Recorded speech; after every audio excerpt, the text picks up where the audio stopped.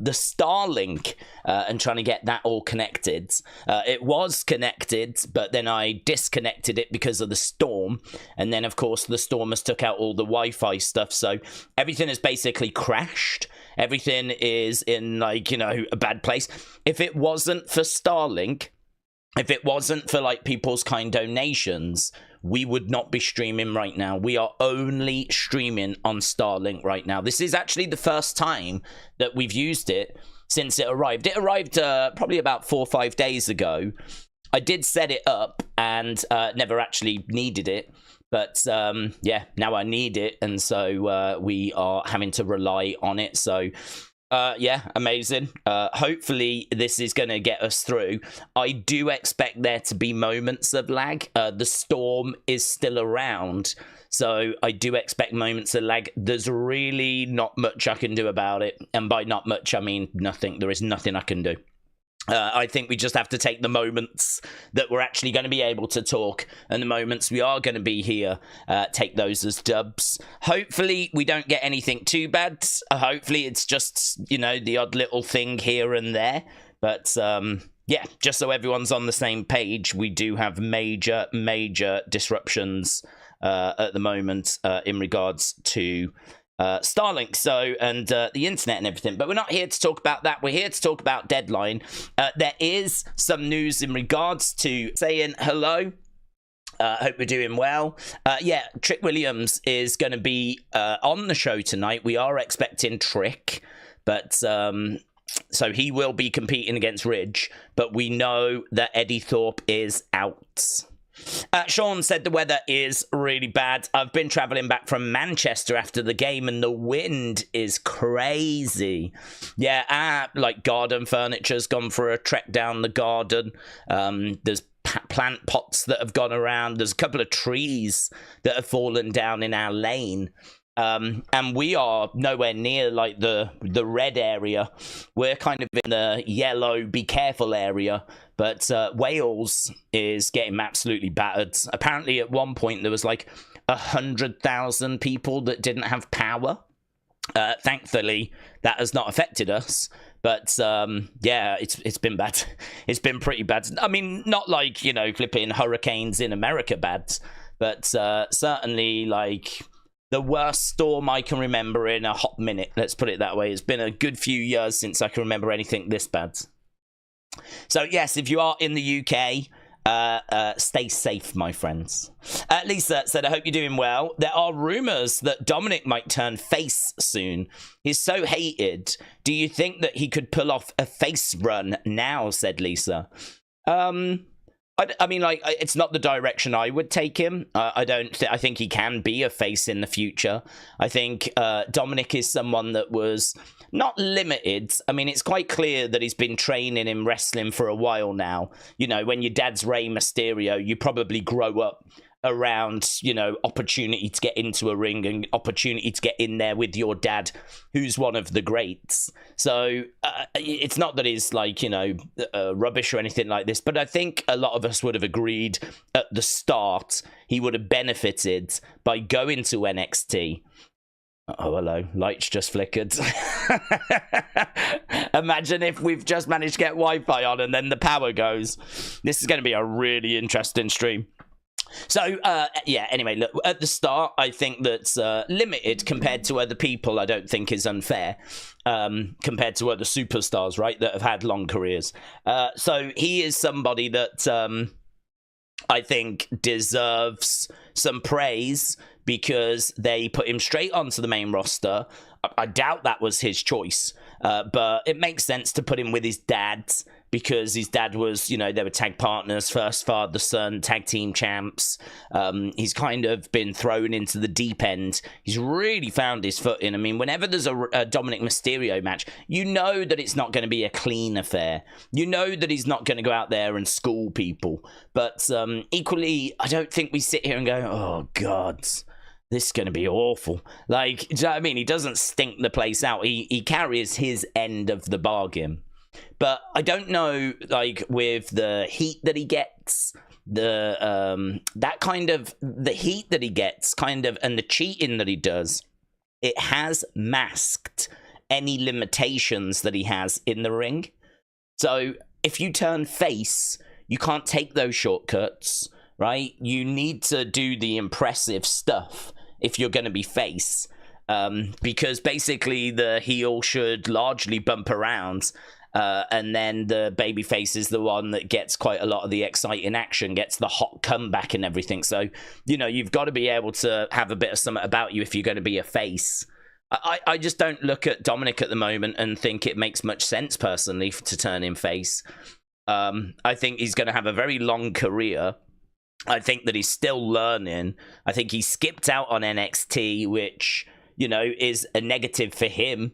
And I think that a lot of what he's done has masked his limitations. So I don't see why you would now want to turn him face. I don't see the upside to it. I don't see the benefit to it. I do understand that the character might be getting a little bit stale. I do understand that. But I do think that this heel version of Dominic can evolve. I do think that we can find something else for this heel version to kind of get his teeth into. What that is, I'm not sure, but the whole him, do you remember the whole him spending the night in jail thing? We haven't really spoke about that in a long time, but that was a fun little thing that gave his character a bit of life for a while. I'm pretty sure we could find something else, something similar. So I like that question. It's not a move I would make. I haven't heard rumors that he's going to be turning face, to be honest. But I can believe that they're out there. There's pretty much rumors of pretty much everything out there at the moment. So I can believe they're out there. But yeah, not a move I would personally make. Undercover Manager said, do we not get that Starlink sorted? I was keen to know how well it works. Just online, fairly rural in the UK. It would be handy to get feedback on it. The storm is crazy.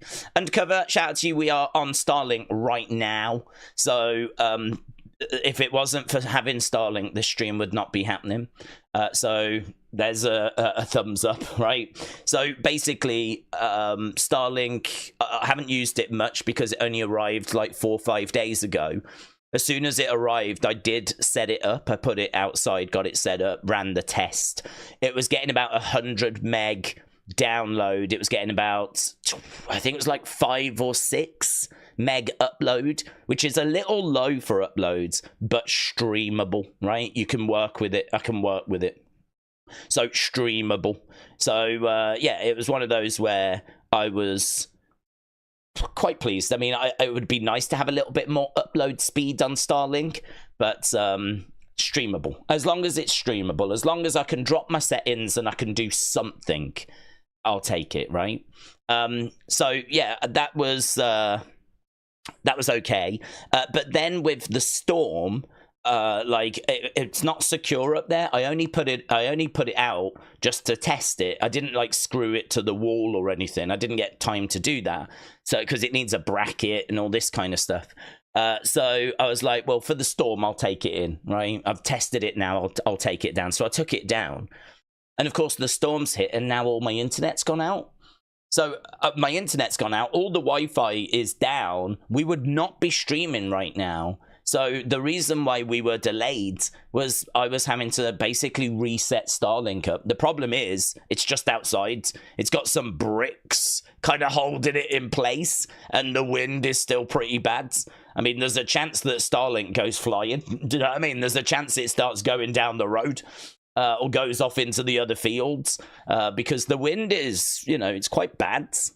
But at the moment, I've got some bricks on the stand. I've got some bricks next to it. It's not blocking the signal or anything. I checked the signal. The signal's all okay. But yeah, basically that's the latest with Starlink. So what it needs is it just needs properly attaching to the house on the bracket, which I've just not had a chance to do. To be honest, until the other day, I didn't even know this storm was coming. I didn't even know it was coming. And then I was like, well, I better bring Starlink in because it's not secured. And then, of course, I've just had to spend 20 minutes trying to set it all back up again. So, yeah, we are streaming right now on Starlink. I know that there's going to be lag. I know that there's going to be issues. I can keep trying to drop the quality. I can do that. But obviously, there's going to come a point where you can't really drop it much further. I can see that even now there's a few little bit of lag. I'm just looking to see where I can if I can even go a little bit lower. I just want to stay live. That's it. I just want to stay live. If I can find a way of just keep dropping the quality, you know. I've dropped it down to 1,000. I mean, it might get to the point where you can't even really read the text on screen, but again, let's just get through it. This is very much a let's just get through this stream. Lisa said, Trick most likely will be dropping the belt tonight. He could be on his way to the main roster. Do we think he's good enough to have a main roster belt out on him? I don't know that he drops the title tonight. I mean, obviously there's talk around who they've got lined up for Carmelo, but they could be talking about Penta for Carmelo. They could be talking about Oba Femi for Carmelo. They could be talking about Trick, or they could be talking about like someone coming over from Raw, or who knows, they could have signed someone else. I think Trick's definitely in the running to get called up, and certainly if he loses the title tonight, then it's going to look really good that he's in the running, right? Then it's going to look really good that he's on his way. So I would agree there is definitely a chance, but I don't think it's a foregone conclusion.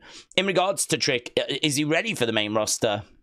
I believe so, because I think that you only need two things. You need to have that presentation, that aura, and he has got that in spades, right? Even people that don't like Trick cannot argue that entrance, and when he comes out and the crowd chanting "whoop that Trick," and the energy and the excitement, that's undeniable, right? That is absolutely there. It is cemented, right? And I would argue that's the biggest thing, right? That's the biggest thing, because the match quality is not that important. You can get away with just having so-so matches. You can get away with having matches that are like 3 stars, 3.5 stars. You don't want 1-star matches. You don't want bad matches. But if your matches are just fine, they're average, they're acceptable, then you can get away with that. Like, this is not a company that is set up for, like, you've got to have 5-star classics. So for me, his aura is absolutely certain. His promo skills are really good. He actually goes to like rap battles and stuff like that. And he is somebody that is really good at kind of delivering interesting promos. I think that sometimes he can lack a bit of a kill shot in there, but he's not alone with that. He's not alone with that. I think that the promo game is something that will continue evolving for him. But the fact that he's so interested in like improv and rap battles and, you know, kind of lyricism, I think is going to work to his advantage in his promos. Of course it is. You know, he's interested in delivery. He's interested in structure. This is all great stuff to be interested in if you want to deliver good promos. So that for me is a tick. I think it could be a bigger tick, but it's a tick. His in-ring is fine, right? You can get the occasional good match out of him, but I wouldn't say that that's his strength. His strength is his aura. His strength is his presentation. His strength is the entrance music, you know, when he comes down, good size to him as well. You know, he's tall. He's a tall guy. He's not like a short guy. He's a tall guy. He's got a great look. You can just see him main eventing like night 1 WrestleMania. I can totally see him main eventing night 1 WrestleMania. I can see him standing there with the whole crowd doing the whoop that Trick. You know, he's going to look absolutely amazing. His ring gear always looks sharp. He's got style. Yeah, there's a lot to like about him. A lot to like about him. His moveset's okay. He's very athletic. He's very explosive. He's not like someone that's going to blow your mind. But he's, I suppose in a way, he's quite Booker T-esque is the obvious comparison. You know, if you was to select a legend of the past, I feel like Booker T, I think most people would say that's probably who he reminds them of the most. But yeah, still work to be done. So could he go to the main roster and do well? Absolutely. No problem whatsoever. Is he ready to like main event a WrestleMania right now? No, obviously we need to do a lot of work there.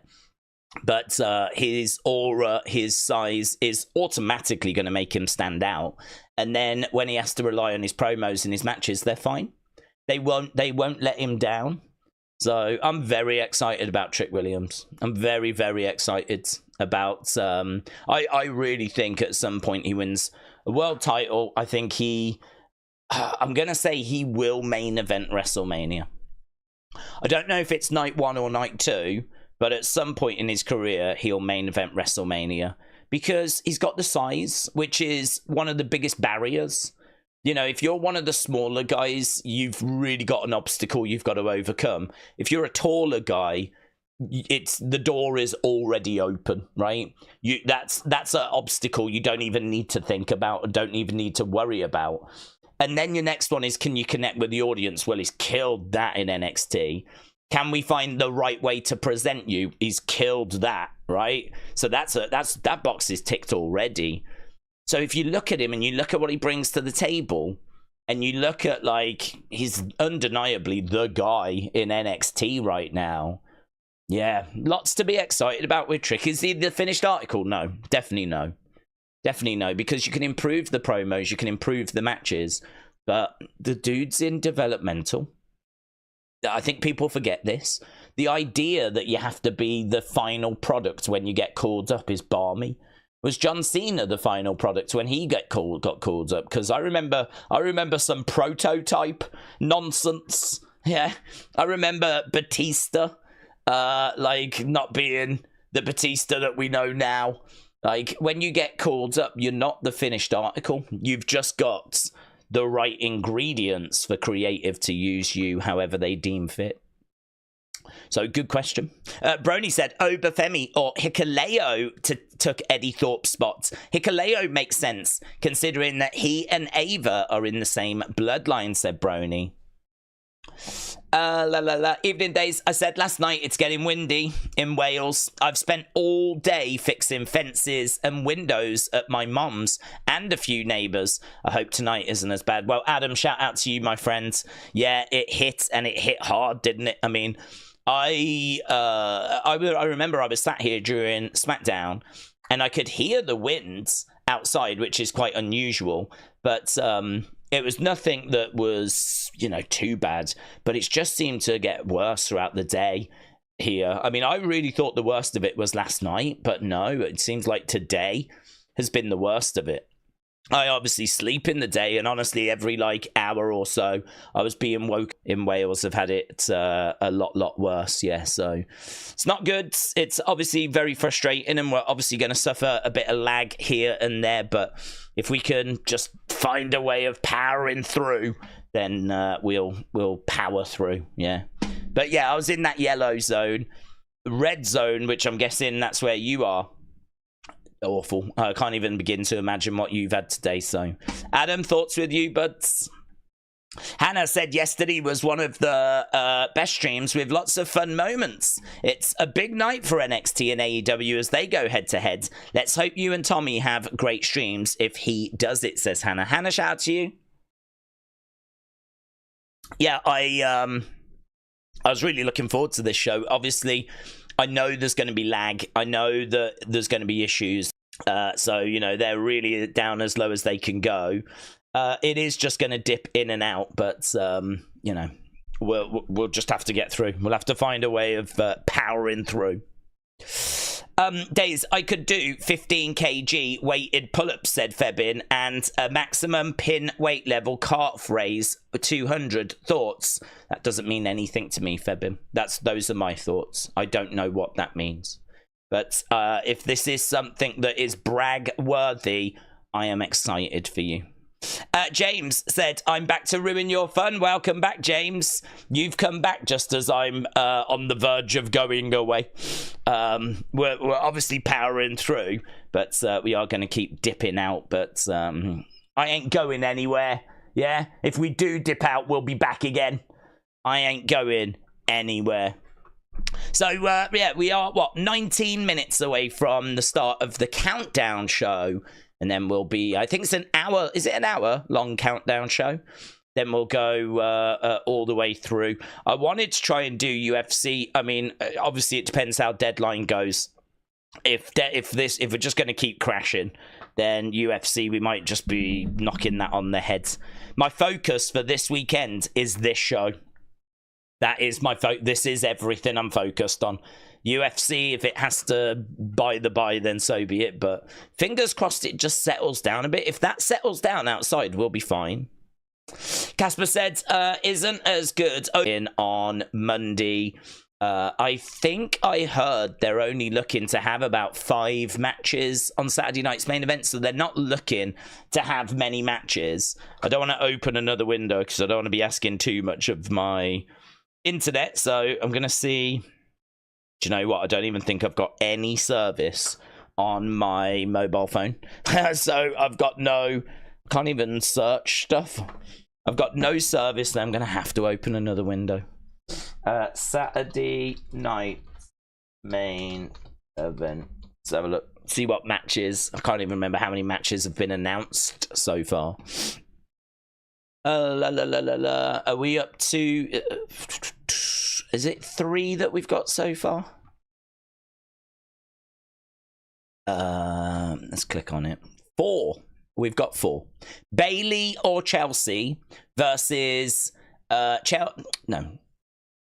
Bailey or Chelsea Green versus Meechin or Tiffany Stratton. We've got that. That is the United States final to crown the first ever United States champion. Liv Morgan against Io for the Women's World Championship. Gunther versus Finn Balor for the World Heavyweight Championship. Cody against Kevin Owens for the undisputed WWE Championship. So I heard they may look to add one more match. And if you think that Wyatt against Final Testament is happening on Monday, of course there could be. So, yeah, to my knowledge, there's only one more match that's going to get added here. I don't think it'll be the Wyatt 6. Jordan, shout out to you, my friends. Really appreciate the support. Jordan said, currently in South Wales, I'm ready for NXT Deadline. Jordan, I hope you're safe, my friends. Awful weather today, and Wales getting battered in particular. And as we said, it's because of this support that we're even able to stream right now. We are streaming on how severe an injury does it have to be before a dark enjoyment turns to genuine sense of concern. Well, I think it's the line is quite simple, isn't it? It's how bad is the injury? If there's a botch and no one's injured, then I think you can laugh about it, right? Because if it's like Titus World Slide where he goes under the ring, it's embarrassing, but he's absolutely fine. You know, you can have a laugh about it. I would say Shane McMahon, he got injured, but like he did his quads and whatever, but we knew that he was going to be okay, right? It's not like anything that he can't recover from. It's not like Big E where, you know, and the thing as well is that with Shane, he doesn't wrestle that often. So with Shane, he's picked up an injury, but you don't have to worry about, oh my God, he can't wrestle for another year because he doesn't wrestle anyway. So, like, there are different parameters there. I was not, you know, Shane was being hobbled to the back, and it was, you know, you could make the argument he shouldn't have been in the ring anyway, you know? You could make the argument that it could have been, should have been someone else in that spot. So, like, Shane coming down, doing himself an injury, and then hobbling off, you know? I mean, I've their career. If it's going to be a career-ending injury, that's awful. Look at Big E. Everyone's heartbroken for Big E. Look at Droz, even worse. Paralyzed. Look at Owen Hart, even worse. You know? So I kind of feel like it really depends on the outcome of the botch, doesn't it? If it's something that doesn't result in injury, you can laugh about it. I can't really think of an example of a botch that happened that you couldn't laugh at that didn't result in injury. I'm just thinking if there was anything racist or anything. That might be, but people laugh at that. People still laugh at that. That moment, that promo moment, you know? So no, I think it's only injuries, really. I can't really think of any other examples. Even the Booker T one where he said that word, he is, people laugh at that. So I think it just depends on the injury that's sustained. King Yeddy, hello, my friend. Appreciate the support. King Yeddy said, I don't know who it will be, but I've got to go and get ready for my NXT Championship match. Oh, I'd love that, King Yeddy.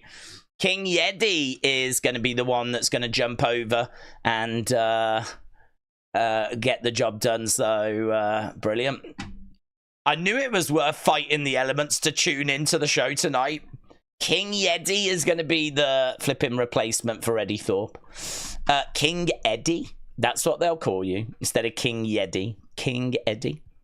King Yeddy, shout out to you, my friends. Appreciate the support. So, Matt, thank you. Jordan, thank you. King Yeddy, thank you. I can see as well, Blue Chew, Ratchet, EST Gamebreads, all subscribing to the channel. I hope everyone's doing well. Hope everyone's excited.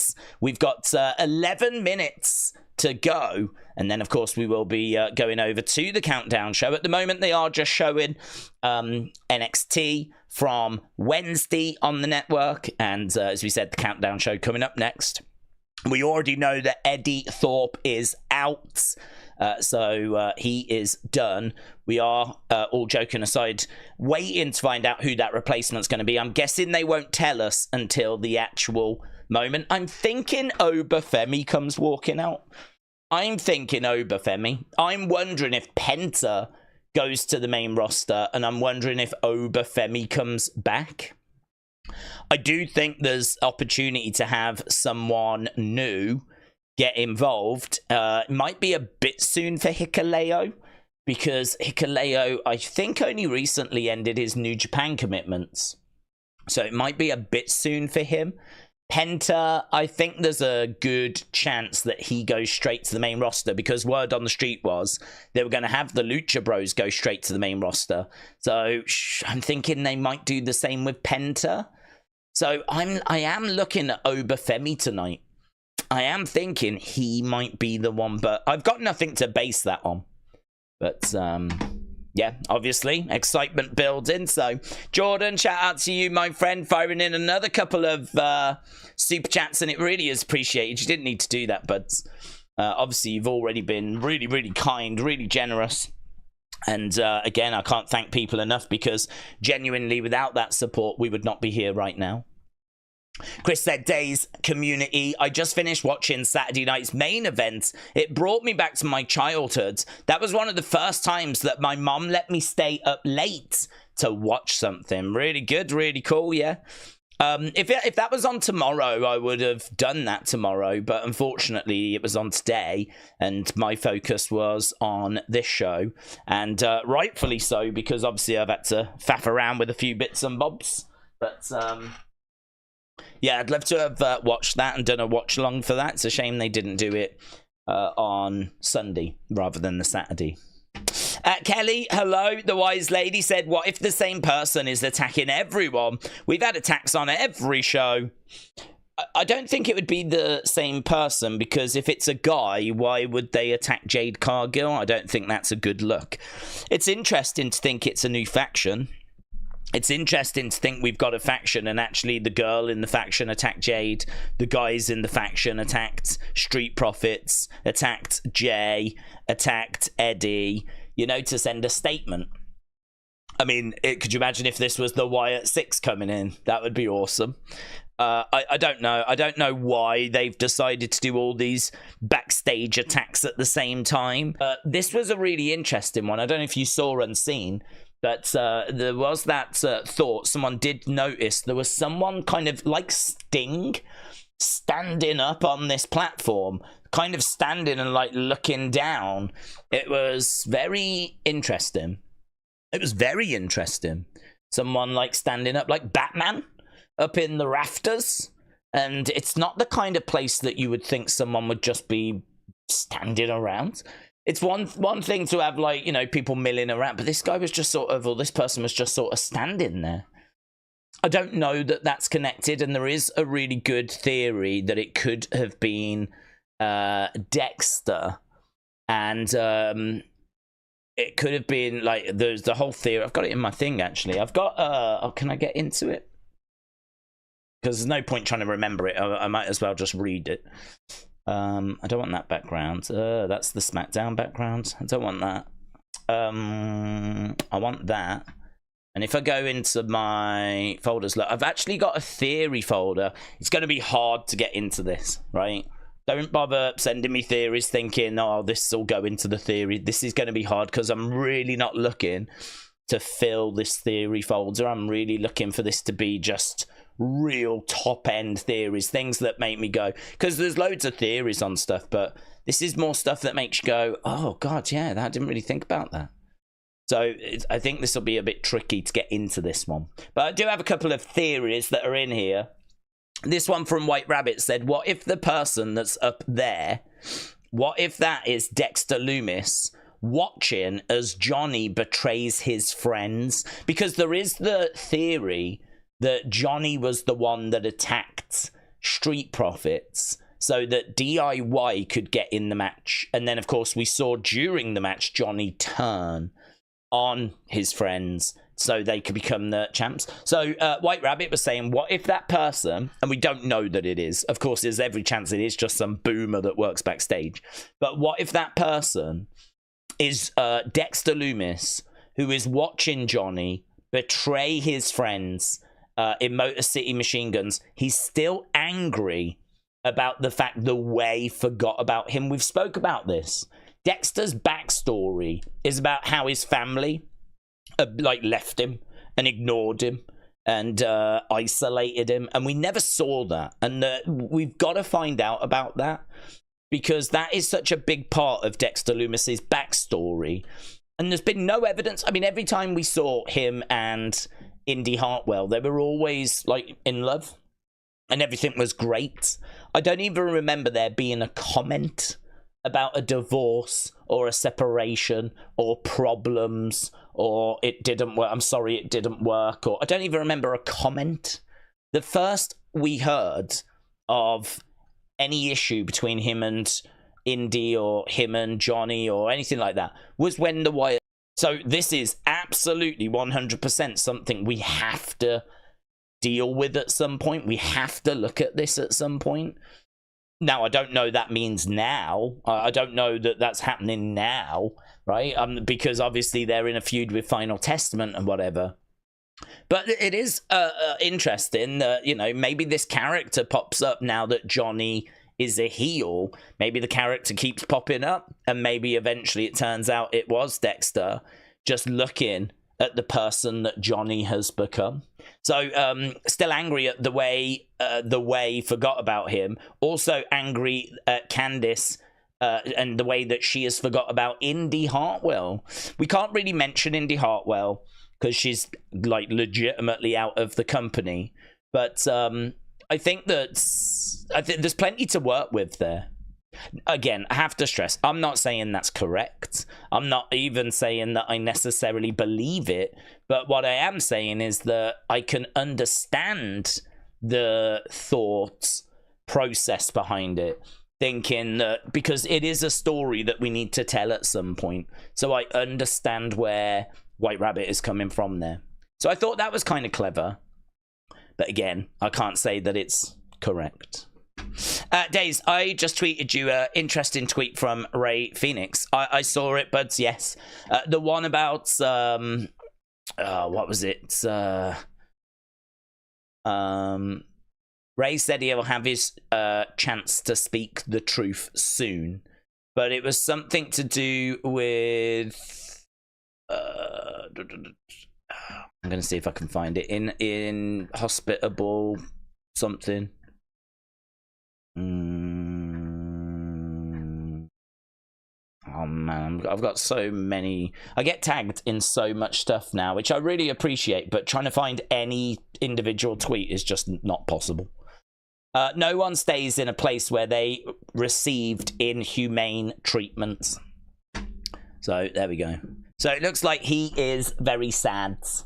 And honestly, my honest feelings about this as a caring human, as someone that, you know, really cares about people and wants the best for everyone, I couldn't give a flip. I absolutely could not give a flip. My thoughts with it are that he signed that deal. he signed that deal. He made a load of money, and now he's crying because it's blown up in his face. And it's like, well, you signed the contract. The contract said that if you got injured, they could extend that time period. No one made you sign that contract. You signed that contract. And you got people online crying about it, going, this is wrong and all this. Well, if it's wrong, it shouldn't have been in the contract, should it? He should have negotiated it out of the contract. He should have got it out, and he shouldn't have signed. But listen, he saw the dollar signs. What mattered to him in that moment was the dollar signs. That's what mattered to him. Well, he's had the dollars. The thing that mattered most to him in that moment, he's received. But now, you know, just crying about the fact that flipping he's being held against his will. Plus also, I don't know what he's talking about in regards to this inhumane treatment, because obviously we haven't heard the ins and the outs of it. But certainly up until, I don't know, this year, it feels like the Lucha Bros have been treated well. I mean, they were used on TV a lot in the early stages of AEW. Where we are with them. Plus also, let's be honest. If there's one thing that I can't accuse Tony Khan of, it's being, like, inhumane. If he gets accused of being too nice, he gets accused of being, like, really lovely, too lovely. I mean, when he sees the talent, flipping hugs them and doesn't let them go. I mean, all you hear about is that he's overpaying. He wants to be one of the boys. He lets them do whatever they want. Do you know what I mean? Like, none of this inhumane treatment. I can only imagine it's coming from someone else. I can only imagine that it's coming from some other area within AEW. So, honestly, my honest feelings are, the contract thing, you signed it. I don't have any sympathy. You signed that contract. It was in there. If you didn't want it in there, you should have negotiated it out. In regards to the inhumane treatment, I don't know what he's referring to, but I can't for the life of me think that this is Tony Khan, right? Because the only thing you ever hear about Tony Khan is that he's too soft. So, I mean, if it turns out Tony Khan's like this Vince-like ruthless, evil billionaire guy, I mean, that'll be a development. I would not have seen that coming. I would not have seen that coming. If we end up going down those roads. So, yeah, the impression I get, and it could be wrong, but the impression I get is that he is upset and frustrated that he's not been allowed to leave with Penn. I think that, you know, towards the end, the booking might not have been what they wanted. And I don't know, at the moment, I'm getting the impression that it's crying. It's, you know, I'm not getting my way and I'm going to cause trouble. I'm going to speak out and all this kind of stuff. It'd be very interesting to see what there is behind these words, right? If there is bullying or something that's took place, obviously that's, you know, appalling. There's no place for that. I hope it gets dealt with accordingly. I can't believe that would have been Tony Khan, though. I mean, it'll be very interesting to find out exactly what he means, but right now it strikes me as just being upset that he's not allowed to leave. And as I've said so many times, you signed that deal.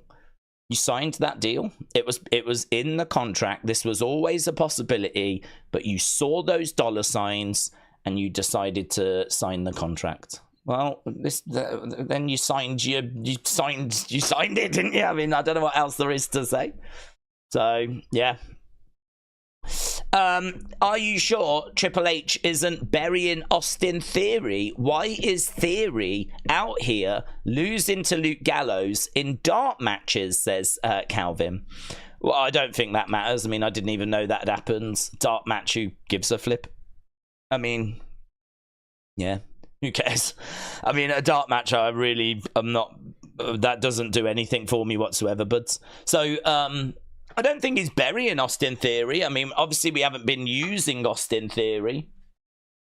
So we need to get Austin Theory back onto TV. And I don't know what's happening with him and Grayson. But I think that it would be good to get him back, of course. And get him going. Why have I not got any sounds? Do I need to change this over? Yeah, it'd be good to get Theory up and running as a single star. Whatever we're doing with A-Town Down Under, let's do it. Oh, God, it's going to be because that's gone to Spanish again, isn't it? Yeah. Does it every flipping time? You'd think I'd have learnt by now. Whenever I turn on the network, it always goes flipping Spanish first. There we go. Right. Daze hates Carrion and AEW, said Frankie. Frankie, you're trying to cause trouble. I honestly don't hate either. I really don't hate Carrion. I made that very clear. In regards to Carrion, I think he's very clever. I don't believe what he says. Doesn't mean I hate him. He's doing what I would do. You know, I would also, if people had theories about me that worked to my advantage, I would do the exact same thing as well. I would go, God, you're so clever. And I would praise these people as well. Any theories that make me look good, you're absolutely right. So I think he's very clever. Connection there, what with, you know, watching Triple H coming in as Hunter Hearst Helmsley, you know, going on to do what he's doing now. Shawn Michaels running NXT. You know, we can always bring back Undertaker. They're talking of bringing back Wendy Richter. I remember going around car boots, and, you know, the nostalgia is real. It has an effect. So, you know, I'd be lying if I was to say that I want AEW to, you know, blow WWE away and all that. I don't want that at all. But I do think there is a place, a space for an alternative. I do believe there is room for another promotion. And honestly, like, I'm fine with it being AEW. I do wish they would stop being so anti-WWE. I don't think that's a good look for them. I don't think that has helped them. I've said many times it's one of the things I would change. But other than that, they've got some great talent. There's plenty of people I would take from AEW. Plenty of people. They've got a really good women's division. We were talking about that yesterday. Really good. And I'd take MJF Ospreay in a heartbeat. You know? And I wouldn't turn down an Okada, to be honest. You know? If Kenny Omega was available, I wouldn't turn him down. I don't know what you would get out of him now, but even if you can only get the occasional match, imagine him against Roman. Imagine Kenny doing a WrestleMania match. It'd be worth it just for that. It'd be worth it just to get Kenny at WrestleMania against Seth, or against Cody, or against Roman. You know, Kenny Omega, what he's been able to do in, like, Wrestle Kingdoms. Now put him on a WrestleMania stage. Oh, I'd take that in a heartbeat, mate. Honestly. So even their walk-in wounded, I'm interested in. NS Mommy, thank you for the support, my friend. I really, really do appreciate it. People really generous this evening. I think they feel sorry for me with the internet issues we've been getting. I mean, I've dropped the settings down pretty low now, so I'm sure the stream looks pretty garbage, but you understand why. And so far it's holding up okay. We've been live for about 45 minutes or so. It's holding up okay. I know it keeps dipping out once in a while, but we're doing all right. We're finding a way forwards. And we also have some breaking news, wrestling fans since day one.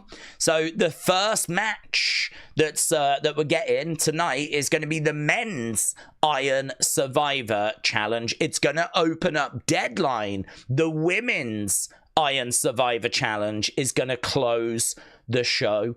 That to me just reinforces, I don't know that we're going to get a massive like penta going into the men's, because someone or a surprise of that stature, you would think they would likely end on it rather than start with it. So I don't know, does that just rule penta out a little bit more? Does the dial kind of flicker a little bit more over to unlikely now that we found out, and this has been announced by WWE themselves, that the men's Iron Survivor will open Deadline? Women's Iron Survivor is closing the show. So, and again, the fact that the women's Iron Survivor is closing the show, does that make it less likely that we're going to see a new champion? Does it make it less likely that Trick Williams is going to lose that championship. Because, again, you've got to think whatever closes the show is going to be the big final talking point. And if we're closing the show with the women's Iron Survivor... I mean, listen, if they announced the show was closing with Trick versus Ridge, I'd be a lot more concerned. I'd be a lot more concerned that Trick was about to lose the NXT Championship. But the fact it's not closing the show, I'm thinking it's probably looking pretty good for Trick retaining. Probably looking pretty good that Penta isn't going to come into NXT. I don't think you would open with a big statement like that. We need someone to replace Eddy Thorpe, but could it just end up being Axiom? I really wouldn't rule out Axiom, because Axiom was very frustrated at not being in this match. We know that he didn't qualify. We know that he lost in that last chance fatal four-way. We know they're telling this story between him and Eddy Thorpe. I've got to think Axiom's got to be a Oba Femi tonight. So, yeah, interesting. Axiom, I think, my favourite, but and probably even more so now that I know which match is opening the show. So, NS Mama 6, shout out to you, my friends. Really appreciate it. I can tell you this money is going towards flipping paying for Starlink. But not only that, it'll go towards the bill for this month for it. So, I think it's £75 a month. So, like, I'm getting that ticked off first. But, and then from there, I'm going to go and... there's other little bits that I need to look at. I need to get like another camera and stuff like this. So yeah, I always say that I try to put this money back into the channel, and yeah, really do appreciate everyone's kind generosity. Jordan says Ray Phoenix tweet is interesting. Yeah, we just touched on it. As I said, I do struggle with sympathy. Obviously, I don't know the full story. So if there is something that we're not aware of, some issues. Oh, bless me. Do you know what? I just sneezed and I turned my head to sneeze. I'm sure you just witnessed that. And next to me is DVDs and CDs. Whole wall of CDs and DVDs, right? Loads, hundreds. And I just turned my head to sneeze. And just before I sneezed, I just spotted Lethal Weapon. And I didn't know that I had it. It's a film that I've been wanting to watch for a long time because I don't think I've ever seen it. And I just turned my head to sneeze. And as I turned my head, I just caught the spine of it. And I was like, in my mind, I was like, is that Lethal Weapon? And it only flipping is, you know. It only flipping is. I didn't even know I had it. I want to watch it. I bet. Oh, is the disc in it? Look at this as well. Do you know what? Love those movies. Love those movies. There we go. It's back. So it did just dip out. Yeah, so I saw it. There we go. We are back. And there it is. It's this, I think, is one of the old original DVDs because it's got that little thing on the ends. I don't know if anyone's like ever seen one of these DVDs before. I feel like this is like what they looked like when they first came out. You don't really see this anymore, but it used to be like this, and then you'd pop that bit open and then it would open up. Of course, the flipping disc is an insider.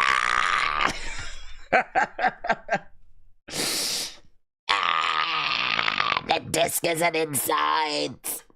When was it made? It says 2001. So I'm thinking this is from 2001.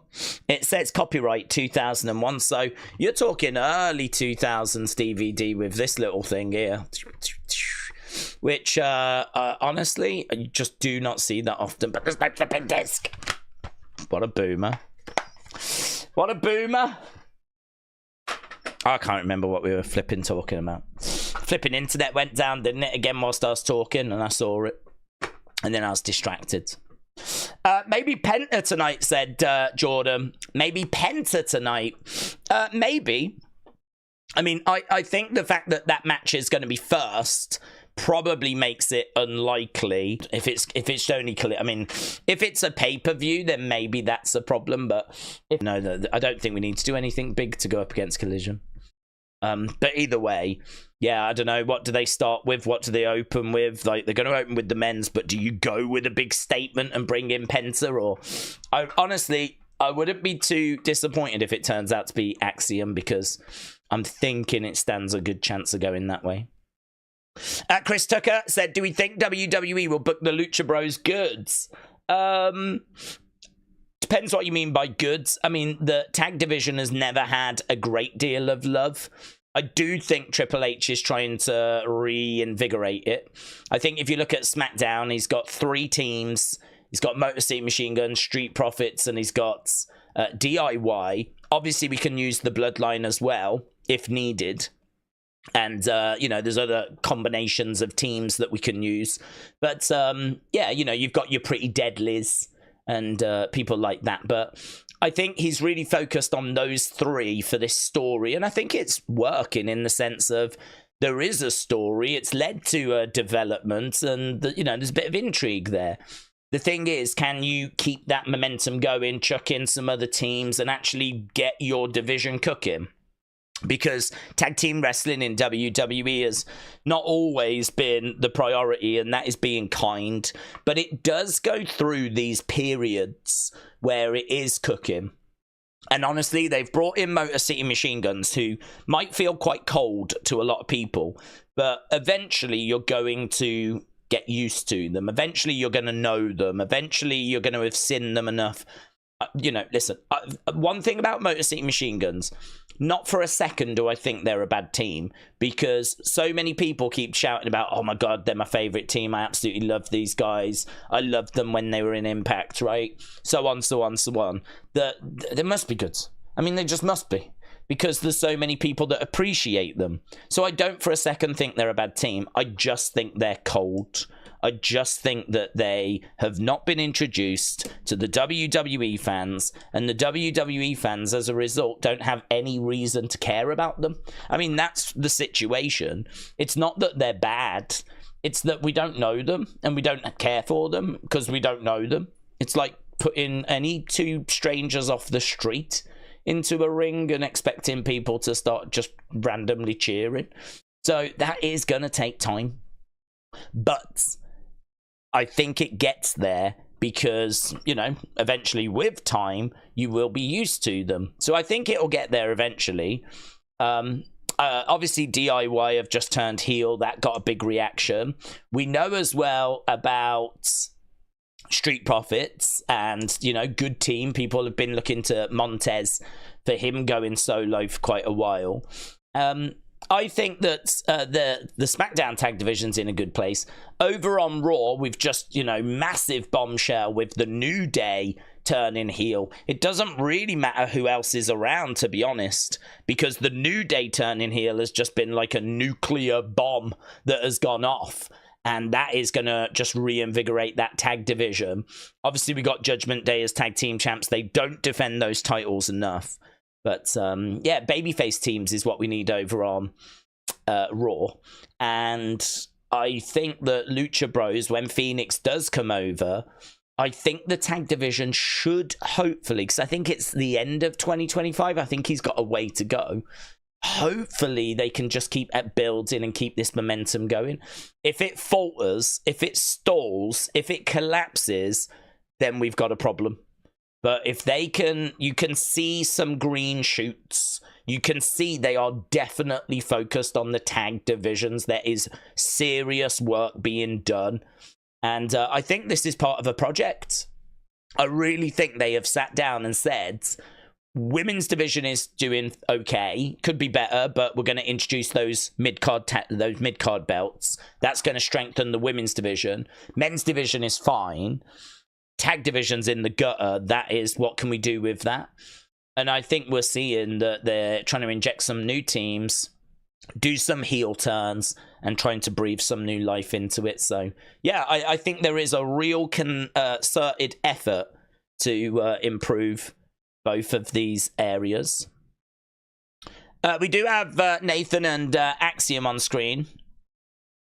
They just floated the idea that Axiom may be the one that goes into that Iron Survivor Challenge match. So, again, something for us to keep our eye on. Don't think it was confirmed, though. But that idea certainly floated. So, yeah, Chris, excellent question, my friend. Will they book the Lucha Bros goods? Honestly, we've got to wait a long time for them to come in, but we've just spoke about the work they've been doing in the tag divisions with those big heel changes and also the addition of Motor City Machine Guns. Lucha Bros, I think, stand a chance of going straight to the main roster. There is work being done, so as long as they can keep that momentum going for when Phoenix comes in, yes. Jordan, shout out to you, my friend. Jordan, dude, you're going crazy with Super Chats. You can stop, but like you've donated like £20, £50, £40. Dude, that's over £100, and you've already been donating. Slow down, Jordan. What's happening? Are you pressing the wrong buttons? Did you mean to donate like 2 and 5 and 4? Like, Jordan, what's happening? Has there been mistakes made? Because this is bonkers. Where is Jordan? Where is Jordan? Where is Jordan? Does Jordan only communicate through Super Chats? Jordan, did you win the lottery? What's happening? I mean, I really appreciate the support, but I am also concerned that you're like 5 years old and you're going crazy with your mom's credit cards. We can't rule that out either, can we? You know? Jordan has sent me some link, which I don't even think I can click on, to be honest. Can I click on links? I can't even click on links. Oba Femi update. Oh, okay. Maybe it's not a link. Oba Femi update on Fightful. Did you see it? I did see it, about Oba Femi and the fact that he is... like, it wasn't a very good update, to be honest. The one about the contract, I looked at it and I was like, this looks rubbish. Like, let me read it. I'll read the actual thing. So I didn't see the actual one from Fightful Select. I just saw the one doing the rounds from, like, you know, Wrestle News.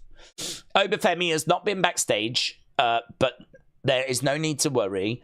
In November 26th, Fightful Select's Corey reported Femi had not been present since Halloween Havoc, where he lost to Tony. Following the loss, rumours circulated Oba had said his goodbyes after the show, which we had previously debunked. I didn't even hear that he had said his goodbyes, so... Following our report on November 26th, many questioned if this meant Oba was on his way out of the company. I have not seen anyone question that. I'm not saying they're liars, but we have been talking about, is Oba going to return to NXT or is he going to the main roster? When have we had a conversation, or when has anyone brought to our attention the idea or notion that Oba is leaving WWE? I have never heard that. I have honestly never heard that. I don't disbelieve them that people have raised it to them, but the truth could be that 1 or 2 people online has just mentioned it. And that's it, with uncertainty. But one NXT source said they would be shocked if WWE had not extended the deal. Oba Femi has impressed officials. Triple H is said to be a big fan. We have not heard of any interactions or call-ups. We'll continue to ask about this in the lead-up to Deadline. Yeah. Where's the news? On that story, where's the news? So, right now, we know Oba Femi's not been on TV, but we don't know if he's coming back to NXT or if he's going to the main roster. They're basically just written a whole article saying they don't know. They've written a whole article saying they don't know. And actually, they don't even know if his contract has been extended. I mean, I don't expect Oba Femi to leave. I think Oba Femi stays with WWE. I don't expect him to leave. But I don't understand this story. This story is that they've put up 3 hours ago basically says we don't know anything. We don't know if when he's coming back. We just got told sooner rather than later. We don't know if he's going to the main roster. We don't know if he's signed a new contract or not. But we know people are impressed. It's just a lot of, we don't know. I think it's a really, honestly, this is the kind of update that you would put out if it's a quiet news, you click on it and you read it. There's no There's no news. There's nothing there. There's no news, or there's nothing to like get your teeth into. So yeah, I don't know. That for me was, that won't even make Unseen, to be honest. I got tagged in that and I can't find the news. I can't find the story. I don't know what the story's meant to be. Who do we see coming back to WWE and returning in 2025, 2026? Well, Alexa will come back. Charlotte's obviously going to come back. So we've got those two on the way. Who else is out injured at the moment? Oh no, we got Wren Sinclair. Big E stands a chance. I do wonder about Big E, what with the story that's being told currently. So Big E, there's a chance for Big E, and I'm trying to think who else is out, who else is injured at the moment. Cena, we know, is coming back, of course. Is there a list? Have we got a list of like WWE superstars that are injured? Don't know about Brock. Honestly, it's going to depend on the legal thing with Brock. Breaking news, maybe later, said Casper. What is going on with Jordan? Yeah, Jordan, what is happening, dudes? Did he respond? Did I miss it? Dude, what's happening? I'm actually like, I'm obviously massively grateful, but I'm probably more concerned. Let's have a little look over here, right? So I'm looking to see who is out injured at the moment. Borne was used in a dark match the other day. We know that Becky's coming back. Asuka will come back. Basically, if they're on here and we don't see them, they're under contract. So, you know, we're expecting them to return. In regards to people that have maybe already left that could make their way back, I mean, someone like Aleister Black, when his contract comes up in AEW, I think there's a chance for Aleister Black. I'd love to see the Iconics return, but I don't know that that's going to happen. But honestly, with the tag titles and the success of Chelsea, if you look at how much people have loved having Chelsea around, for me, Billy Kay was just as good. I thought Billy Kay was just as entertaining. Once you've seen that joke, you've seen that joke. And I feel like we just do it week after week after week, right? Love R-Truth. I mean, amazing. But if we're talking about who I think the funniest is, I think it has to be Chelsea Green, because she keeps doing things so original and unique. Really think she is like killing it. But I look at Billy Kay and I get very frustrated, because Billy Kay was fantastic when she was around. Really fantastic. So looking at this list of like people, you know, the ones that are injured on this list, I expect them to return. In regards to people that are not on this list, I'd love to see the Iconics. I'd love to see Aleister Black return. But really, outside of that, I don't think there's many, because I don't think... I think... Does she come back? She said she wants to come back eventually. So there's probably a chance for Mercedes, Sasha Banks. I'm not sure how people will feel about that. I think that will get a mixed reaction. I don't know if Jericho would like to finish his career in WWE. I don't think so, actually. I get the impression he's quite happy with AEW. I think Jon Moxley is happy with AEW. I'm not sure we ever get Moxley back. But, you know, Aleister Black, we know he's been frustrated. Rusev, I don't know what's happening with him. I'm not sure what's happening with him. I don't know if Triple H would be that excited to have him back, to be honest. I think he always liked him, but I do think that Rusev has limitations, you know? I mean, the whole him being like Russian, Bulgarian, I mean, you can't really dig into him being Russian and that whatnot at the moment, can you? So Jordan said, this is going to be my last super chat, but I'm going to be in the chat. Well, Jordan, I mean, I don't know how much you've donated on this stream, buds.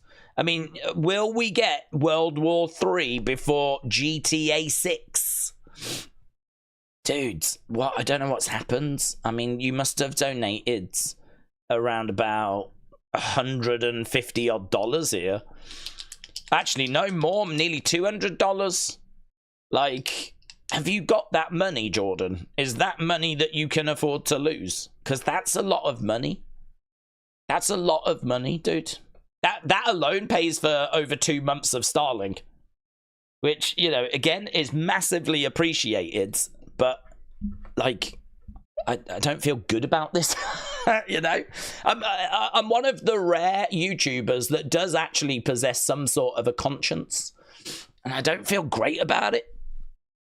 So, Jordan, I want to know that you are good. I want to know that you are sound of mind. I want to know that things are all right.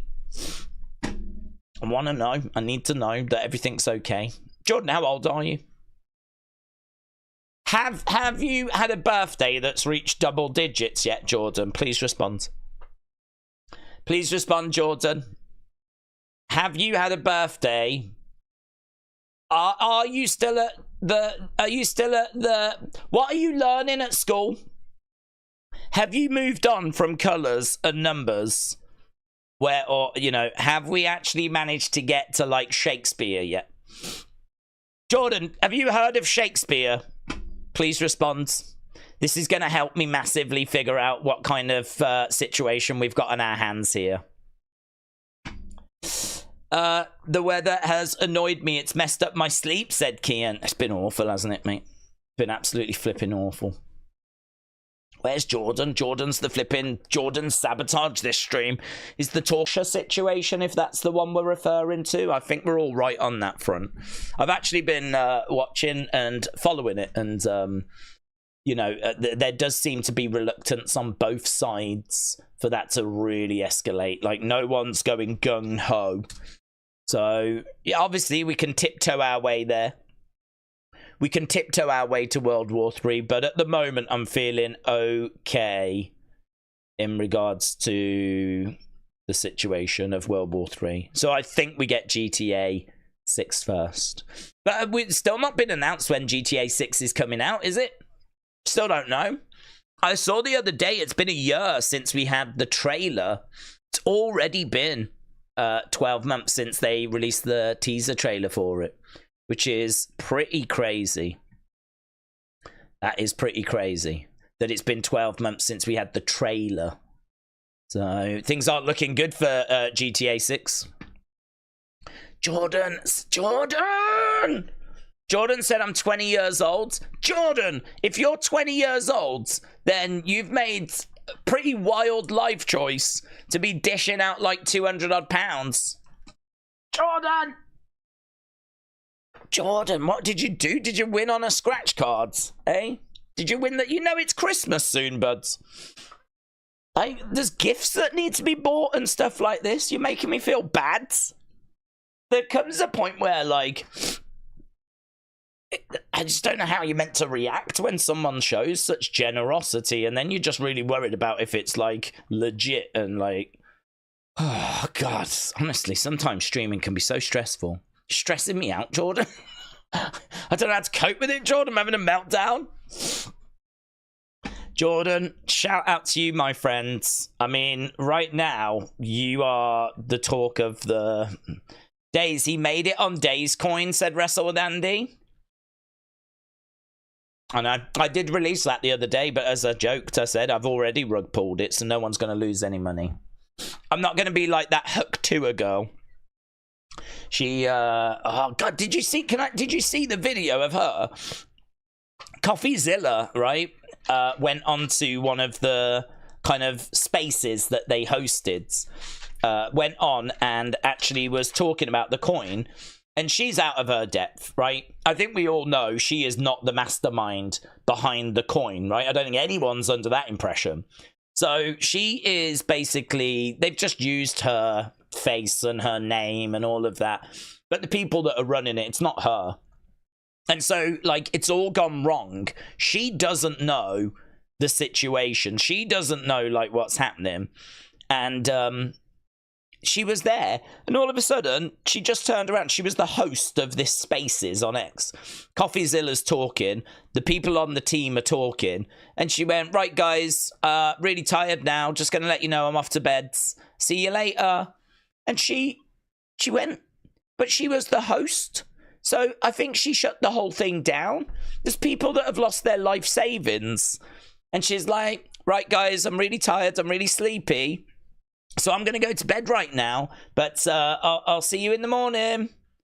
And that, like, she don't get it, does she? She doesn't understand that people have lost, like, loads of money. Like, her coin crashed. And she's just off to bed. It's honestly, it's one of the most bonkers things I've ever seen. It is bonkers. Like, Coffeezilla's trying to figure out what the hell has gone on. He's got these pretty serious questions. And she just turns around and goes, right, I'm off to bed. But she was the host. So she ended up shutting the whole thing down. Oh, mate. I don't know what the repercussions are going to be of all of that.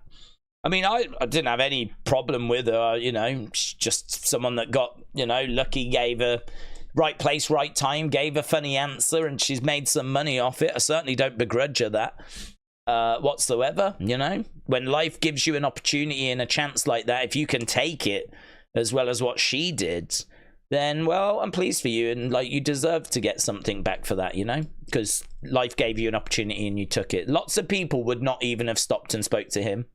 I probably wouldn't, right? But she did, and she not only did, but she provided a very funny answer, and she got rewarded as a result, right? So I have no problems with her getting some level of success that she's enjoyed, but this is bad. This is really bad. To start up a coin, to even get involved in that if you don't know anything about it, that's bad advice, right? Basically, they've said you can make a load of money off it, and I think she has as well. From what I heard, she's made 125,000 straight away, and then I think she was going to be making like a real good percentage, like nearly 50% of the profits. So I mean, she was going to rake in some big money on this, and for it to go wrong and, like, you know, load of people lose their money, and she's like, I'm off to bed. Dude, do you not know how serious, how bad this is? So, Jordan, did you make your money out of Huck Tour coin? Did you get out before it crashed? I just don't know what's happening. Jordan, again? I didn't even see this one, Jordan. GTA 6 will be released in the fall of 2025. Jordan, stop. This is a stop. This is a... I can't even time you. Can I time you out? I'm timing you out. Put user in timeout. I've timed you out. I've timed out, Jordan. It's a bold move to time out someone that's been so generous. But I think we need something in time here. I think we need to have a little think about this flipping what's going on. Kojiko said toe tickle he Michael Jackson died. That's the palate cleanser we needed. John's Gaming Corner said, Daze, I hope you are safe, my friend. The wind is scary. Dude, the wind has got nothing on Jordan Brennan tonight. Yeah, Jordan's scaring me a lot more than the winds. At the moment, I can count, right? £200 in donations, right? And probably a little bit more than that as well. Well, yeah, definitely more than... Where the flip? There we go, it's back. It's back. Daze, you should release Jordan from his contract. I just want to know everything's okay.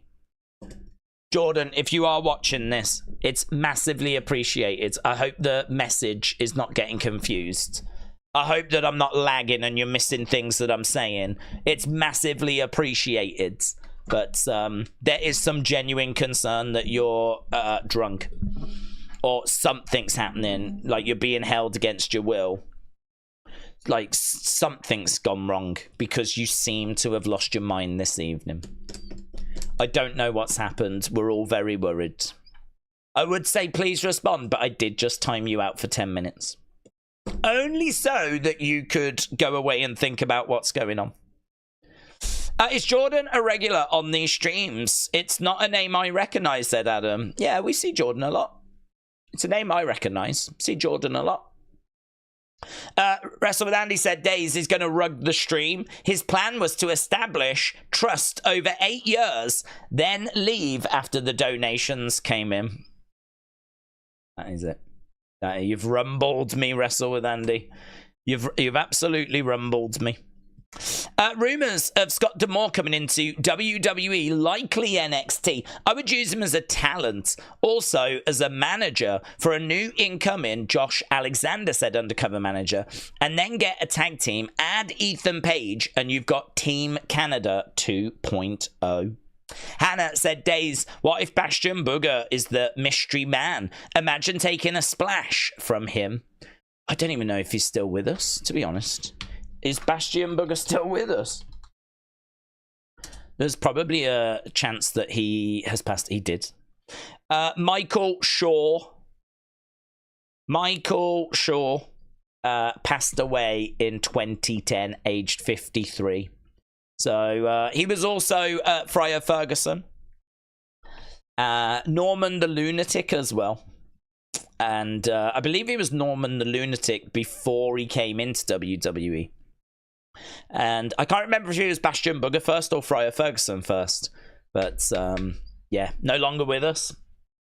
Passed away in 2010. What did he pass away of? He passed away of pulmonary embolism. He was 53. It's a blockage of an artery in the lungs. So, awful. He is survived by his wife and 2 children. So, do you know, PW Illustrated ranked him 403rd out of the 500 best singles wrestlers during the PWI years. It's a bit wild, isn't it? So they ranked the 500 best wrestlers throughout their time in 2003, and he made it. He was number 403. I'd like to read that issue, actually. The best singles wrestlers during the PWI years. Can you find that list anywhere? Best singles wrestlers. Top 500 wrestlers. PW list.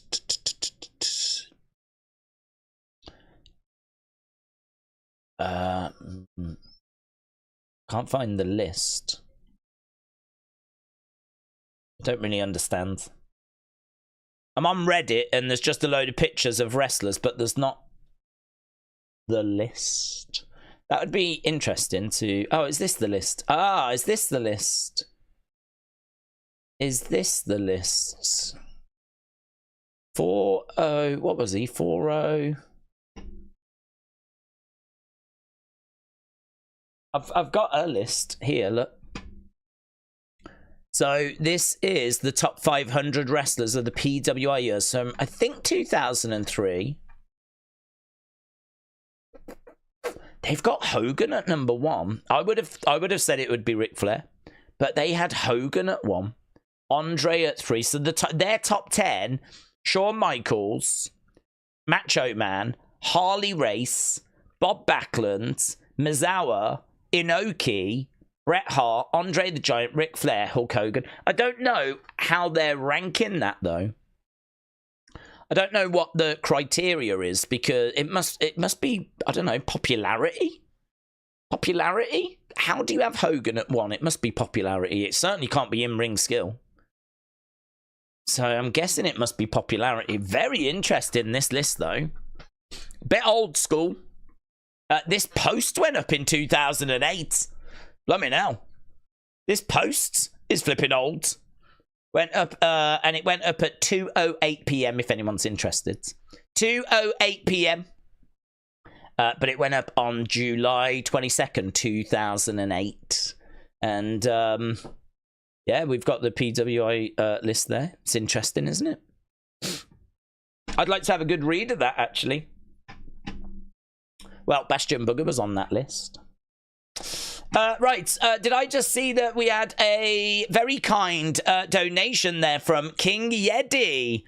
Obviously our newest member in the Hall of Fame, King Eddy, gifting 10 Wrestling Daze memberships. Really appreciate the support, my friends. I mean, no Jordan, of course. You know, Jordan's flipping stolen the flipping stream. This'll forever be known as the Jordan Brennan stream. Yeah, Josh's Gaming Corner, shout out to you. Kojiko, shout out to you. King Eddy, shout out to you. Chris Tucker as well. Obviously, we read Chris's comment about the Lucha Bros and how they'll be booked. And, of course, Jordan Brennan. I want to just make sure we definitely covered all of Jordan's points. Oba Femi update. We looked at that, as we said. Don't know kind of why it was so hyped. I didn't really see much news in it. Who do we see coming back, returning? We touched on that. I think anyone that's injured, obviously under contract, I see them coming back. We touched on a few names from AEW. We spoke about Mercedes. We spoke about Don't Expect John Moxley. Jericho, no, but I think Aleister Black stands a chance, and we touched a little bit on Rusev. There was one that I missed here. I thought there was. Jordan said, could we see Jordynne Grace show up at the end of the show after what happened between her and Delta? Yeah, I think that's a really good shout, actually. They did have a moment at the last NXT show where there was a falling out between them. So I think that is a really good shout. I think we could see a falling out between those two. I don't know if it was just a moment just to create a talking point, or if they did plant a seed for something bigger a bit further down the road.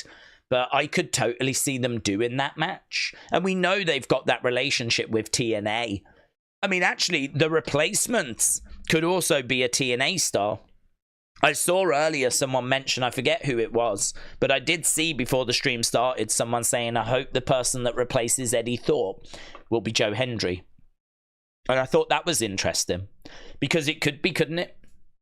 It could be like someone from TNA that replaces Eddie Thorpe. That was an option we never discussed. I still think Axiom stands a chance. I don't know how I feel now that they've teased it, though, because, you know, as soon as they tease something, it means it likely won't go that way.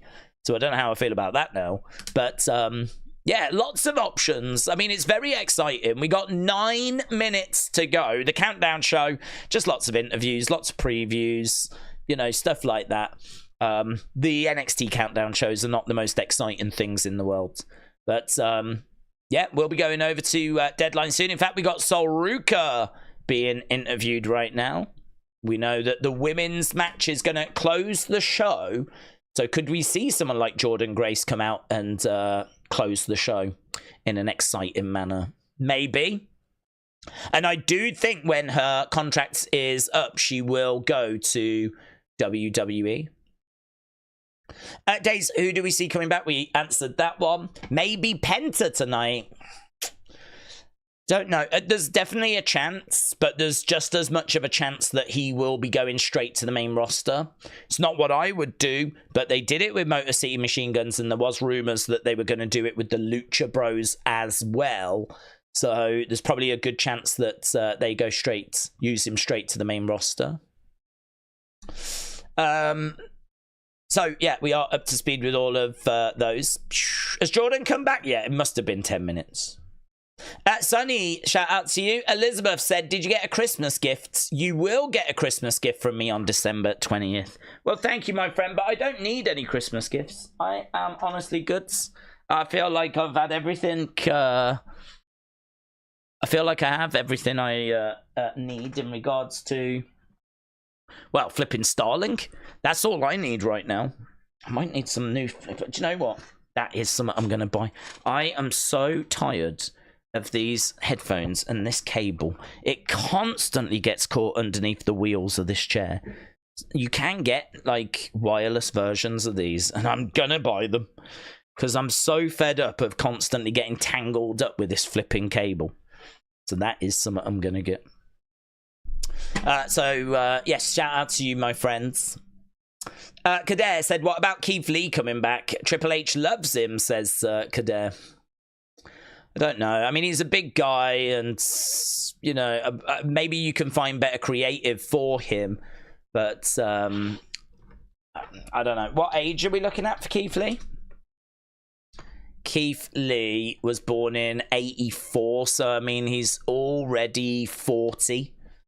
And actually will be... No, he's just turned 40, actually. I was going to say he's about to be 41. I don't know. I don't know. I don't know that Keith Lee is someone necessarily that we need, but you're not wrong. Triple H does really like him. So you're not wrong. Would he bring him back? I don't know. I don't know. That's a hard one to say. I mean, he does like him. I could be getting a PS5 for Christmas if the money comes in and it stays at the current price of $320, said James. Well, I hope you get it, my friends. I hope you get it. I know that like it has come down a little bit in price, hasn't it, recently? So yeah, I hope that comes off for you. Kim Shane said, could it be Kaz, as he has that cup thing he can use to cash in? Could he cash in on Trick or Ridge Holland? Just a theory. Could it be Kaz? He has that cup thing. Who are we talking about? Who are we talking about? Who's got a cup thing? Isn't who's the Heritage Cup champ? It's Charlie Dempsey at the moment, isn't it? But that doesn't give you any opportunity to cash in on anything. Am I right in saying the only thing you can cash in with is the breakout tournaments contracts? I think that's the only thing you can cash in with at the NXT level. I'm not aware that you can cash in anything else. So I'm a bit confused on that one, Kim Strange. You'll have to let me know. King Yeti said, because of Jordan, you can take that trip to Estonia again. Do you know what? The Estonia fund has got quite healthy again tonight. That is actually true. Although, yes, that is actually true. I did use the Estonia money for Starlink. And again, to reiterate, without Starlink, we would not be doing this right now. All of my Wi-Fi is down. So, yeah. Keith Lee can't come back unless Adam Cole comes back as his manager. Joking. Don't block me, said Duran. I wouldn't block you, buds. Rob said, with all the injuries and health issues, Keith Lee is basically a big wrestler-shaped paperweight. The Six Horror Kingman said, Keith Lee done. He's ruined his career. The only Keith Lee I care about is the food review one. Febin, shout out to you, buds. Ian, shout out to you. King of TNA has it. The King of TNA has it. Oh, is this like a TNA thing you're talking about? That can hold, like, mind-blowing amount of data. These discs that can hold, like, 12 terabyte or even more than that. Like, you could fit a whole TV... In fact, not only that, you could fit, like, 100,000 films on one disc. It's mind-blowing technology. The only problem is that it's still obviously being, like, developed. So it costs a lot to, like, run these discs. Like, it's not ready for normal consumption yet. But, yeah, crazy new discs have been invented that can hold mental storage. We looked at it not long ago.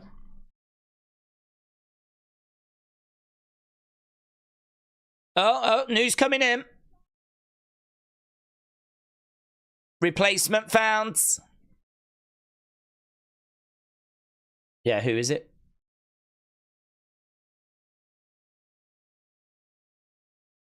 Yeah, that was really bad journalism. So she's like, guys, a replacement has been found. And both Sam Roberts and Megan were like, but who is it?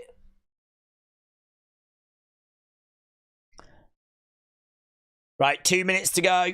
2 minutes to go. Here we go. Optical discs that can store up to 200 terabytes could be possible with a new technology developed in China.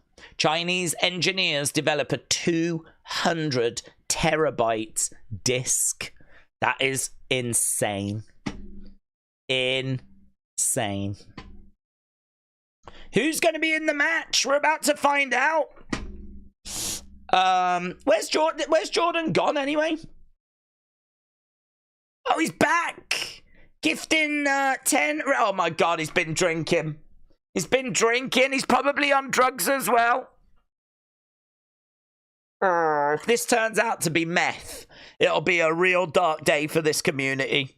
Honestly, it'll be such a dark day. It'll be like, do you remember when Jordan was on meth and he just went crazy with donations?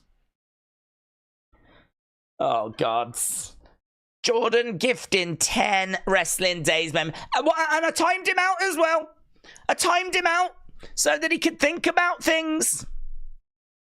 And then he's come back. Look at this. Jordan, I'm running out of words, Jordan. You've absolutely stumped me. I don't know what to say. It's really appreciated, but it is probably more concerning than appreciation, to be honest.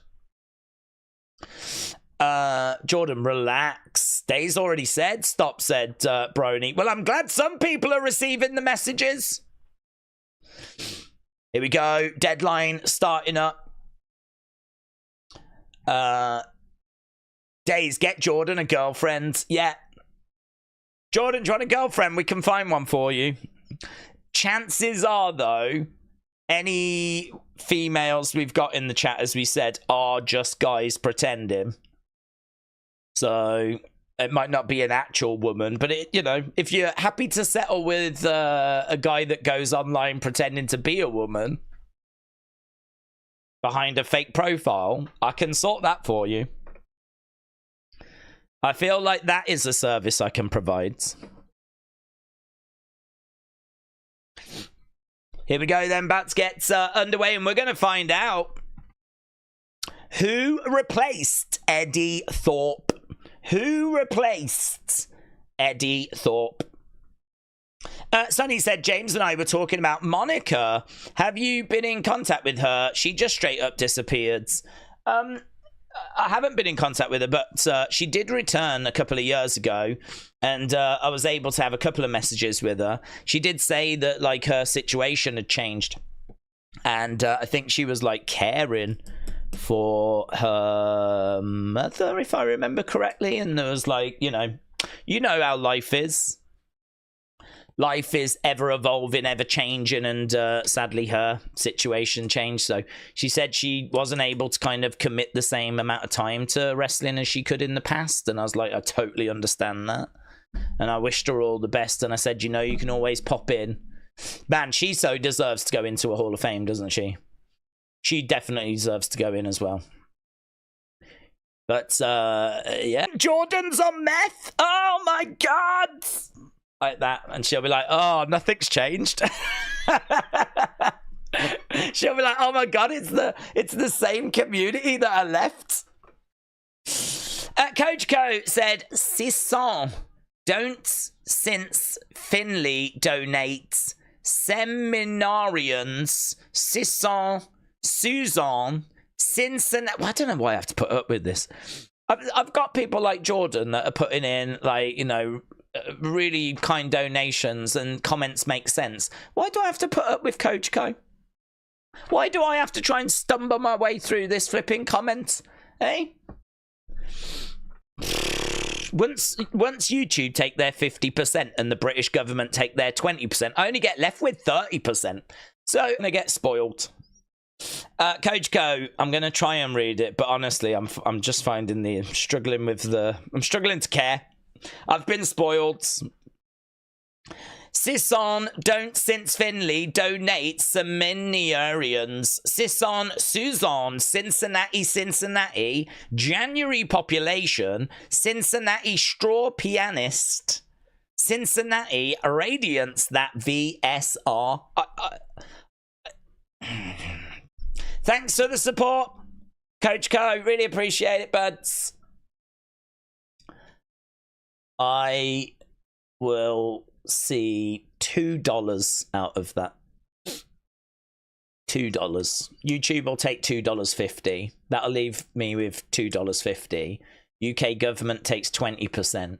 So that's 50 cents. So $2 I had to faff around with for that. When I'm being treated like a queen by Jordan. Stim back into life. Here we go. Here we go. We're back, baby. We're back, baby. We're back, baby. Okay, Iron Survivor Challenge match. Let's go. We are going to dip out once in a while. People know why. Men's Iron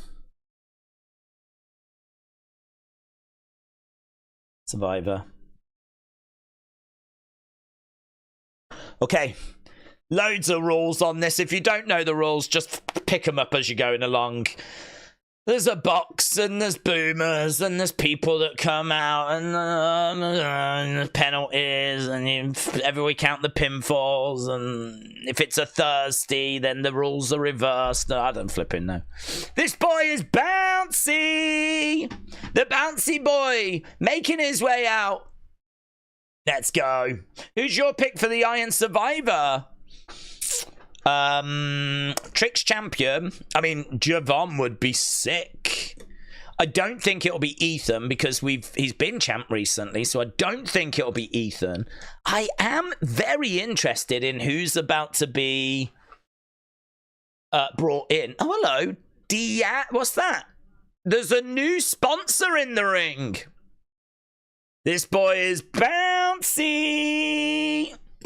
So, yeah, there's a sponsor in the ring. Is it Diablo? Yeah, Diablo 4. The best of all the Diablos. Right, we've got Wesley. Wesley, I think, stands a good chance. I mean, Trick Williams and Wesley had a little confrontation, didn't they, at the NXT in St. Louis? At the start of that show. I think Wesley is my pick.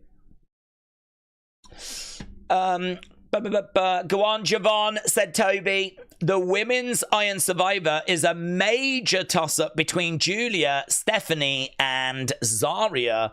Well, let's do a poll, shall we, and see what you lot think. Who wins? Who is going to get the victory here? Is it going to be Javon? Is it going to be Wes? Is it going to be Ethan? Or is it going to be... I mean, there are 5 names in it. Nathan and the mystery person. But I can't put the mystery person because I don't know who the mystery person is.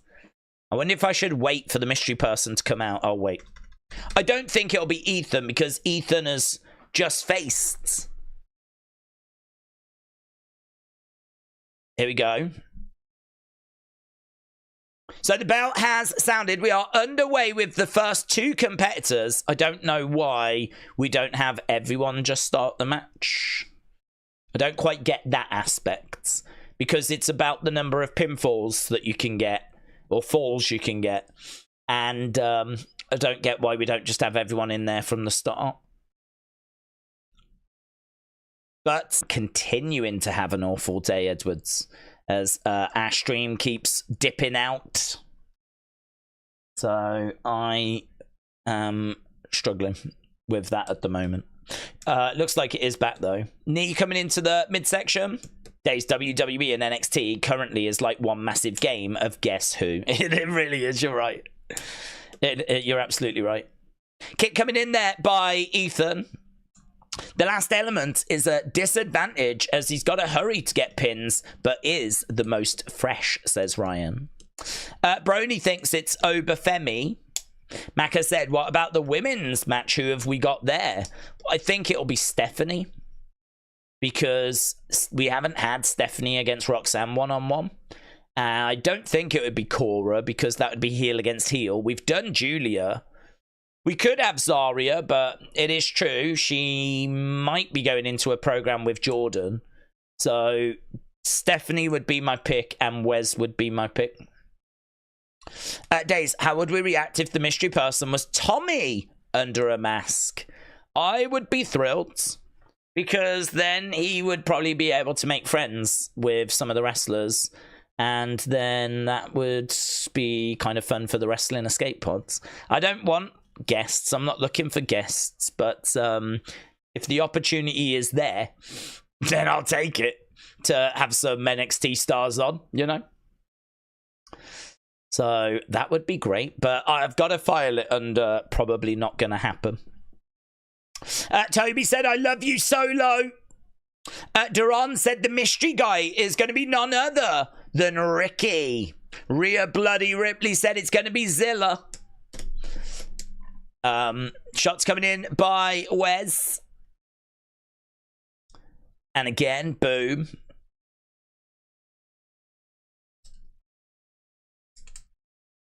So right now, Wes is going over as Javon throws in a shot to the midsection. Javon goes over against the ropes, takes Wes over. Drop kick, boom, stomp on the back.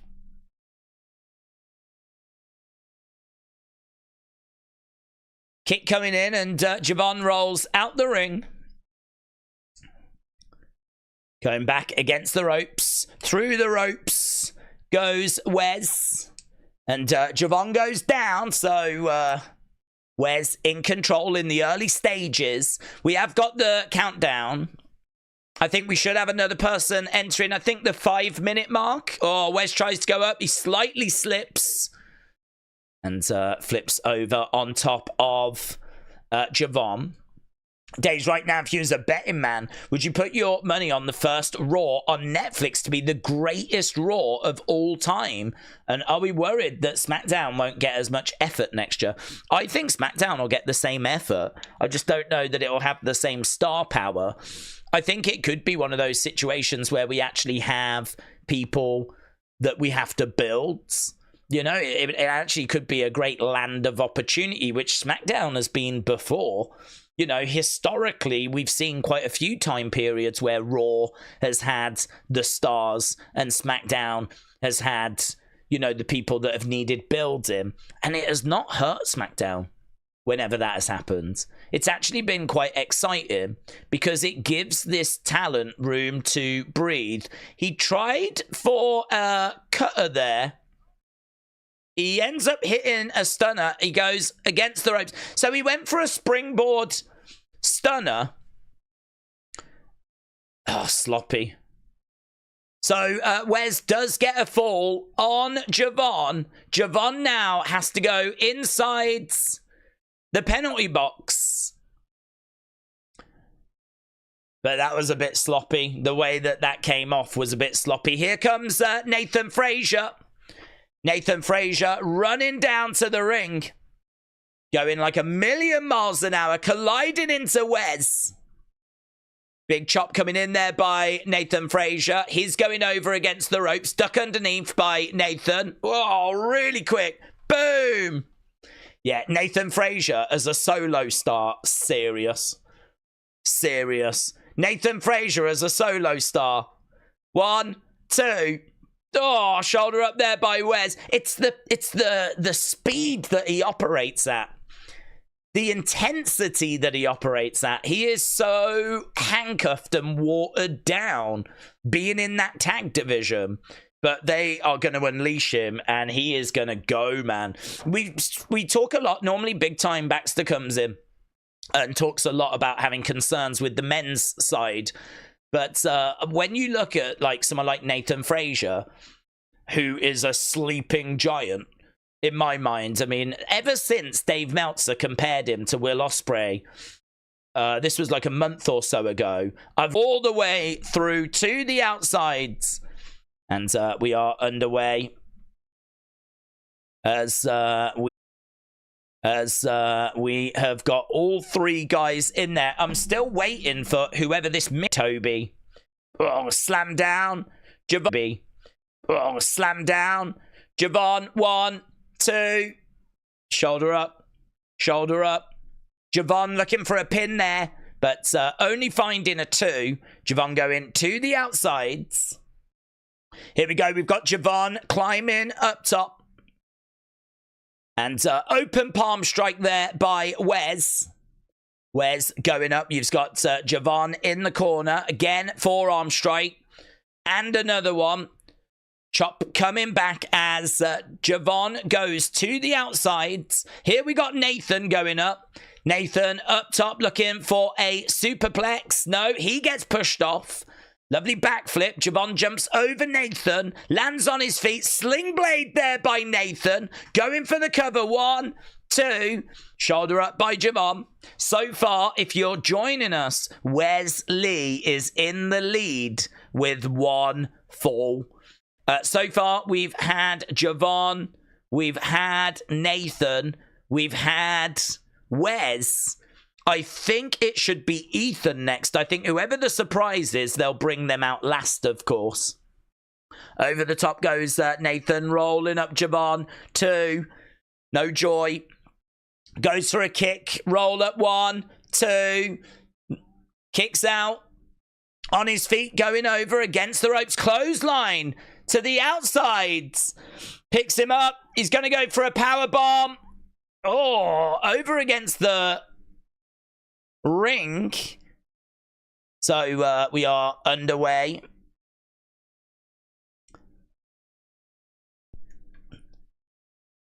Oh, it comes crashing down.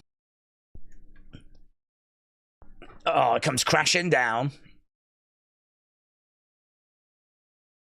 So Frazer is down at the moment.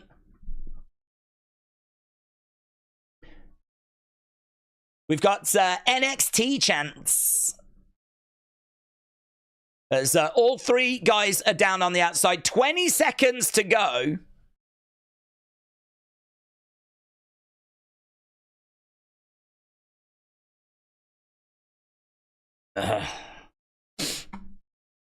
Okay, we're counting down. I think it's going to be Ethan Page next. I'll be surprised if it isn't. NXT is loaded with talented men and women, said K-Dub. Ethan Page making his way down. I think Javon will be one of the guys to bring up to fight the New Day, said Durom. Okay, so Ethan is making his way down to the ring. Big boot there by Ethan. Clothesline. And another big boot.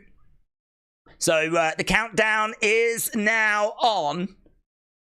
Who is making their way down in about 4.5 minutes to take that mystery spot. King Eddy, shout out to you, my friends. Really appreciate the support.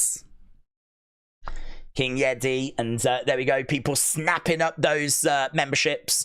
I am waiting to get this poll up, but obviously I'm waiting to see who this mystery person is, because I think they stand a really good chance of winning this, whoever the mystery person is. More gifts from the GOAT, said A. Jobson. Ethan Page on the outside, drop kick. So in the penalty box goes Ethan Page. Nathan Frazer managing to get a fall. So we've got Wes on 1. We got Frazer on 1. Kick out there as Wes was close to getting another. Javon gets smacked in the head. Roll up there by Nathan. Goes over. Big boot there by Javon. He goes down. I like the venue. Venue looks good. It's got a different feel to it. Certainly more people than what you get in the Performance Center. We got a balcony area as well. Big clothesline by Nathan on Wes, who ends up DDTing Javon. Right now, Nathan with a fall. Wes with a fall. Ethan in the penalty box. Javon has been in that penalty box. And we are now less than 3 minutes away from finding out who this other person is going to be. My money is on the mystery date, said Rob. Daze, how are you? I've had an awful day. Please acknowledge me and make me the next Hall of Famer. I can't do that, Edwards. You know the community has to choose. But we did announce, and I am going to do it. 2 people will go in. Javon goes over in the corner. Oh, he went for a stunner off that top. Nice kick there. Disaster kick by Wes. Chop coming in by Javon. He ends up on the shoulders of Ethan. We're definitely setting up for a big spot here, like a doomsday device. Goes through the ropes. It's exactly what we see. Javon goes down. He was on the shoulders of Ethan. And we got just over a minute to go. I think the mystery person is going to be Axiom or Penta, said Freddie. Boom. Look at this. It's all happening. And as we said, we got a minute left to go. Let's go down. Yeah, if you hit reset, then hopefully it will fix it. But obviously... Oh, big splash there by Javon. 1, 2. Ah, shoulder up. We are battling Mother Nature this evening. 1 minute until the mystery person, said Porky Pig. Get your thoughts in. Who do you think it's going to be? Who is it that we're about to see enter this match? All 4 guys are in there. 20 seconds left to go.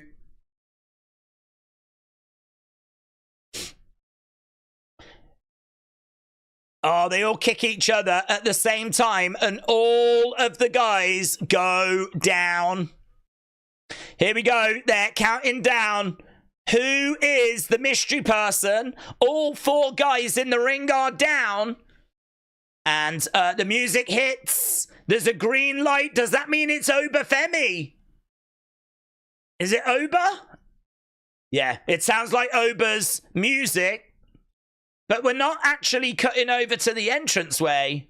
We're still focused on the people in the ring, but here he is! It is the return of Oba Femi! Oba Femi is back. We haven't seen him in a while. There's been lots of rumors and speculation about what the future would hold for Oba Femi. And this has now got to be the favorite to win this men's Iron Survivor Challenge. This guy is the real deal. A lot of people thought he might be going to the main roster. But he is here in the Iron Survivor match. So we've had the reveal. It is Oba Femi. And Oba, I think, is about to get his first pinfall.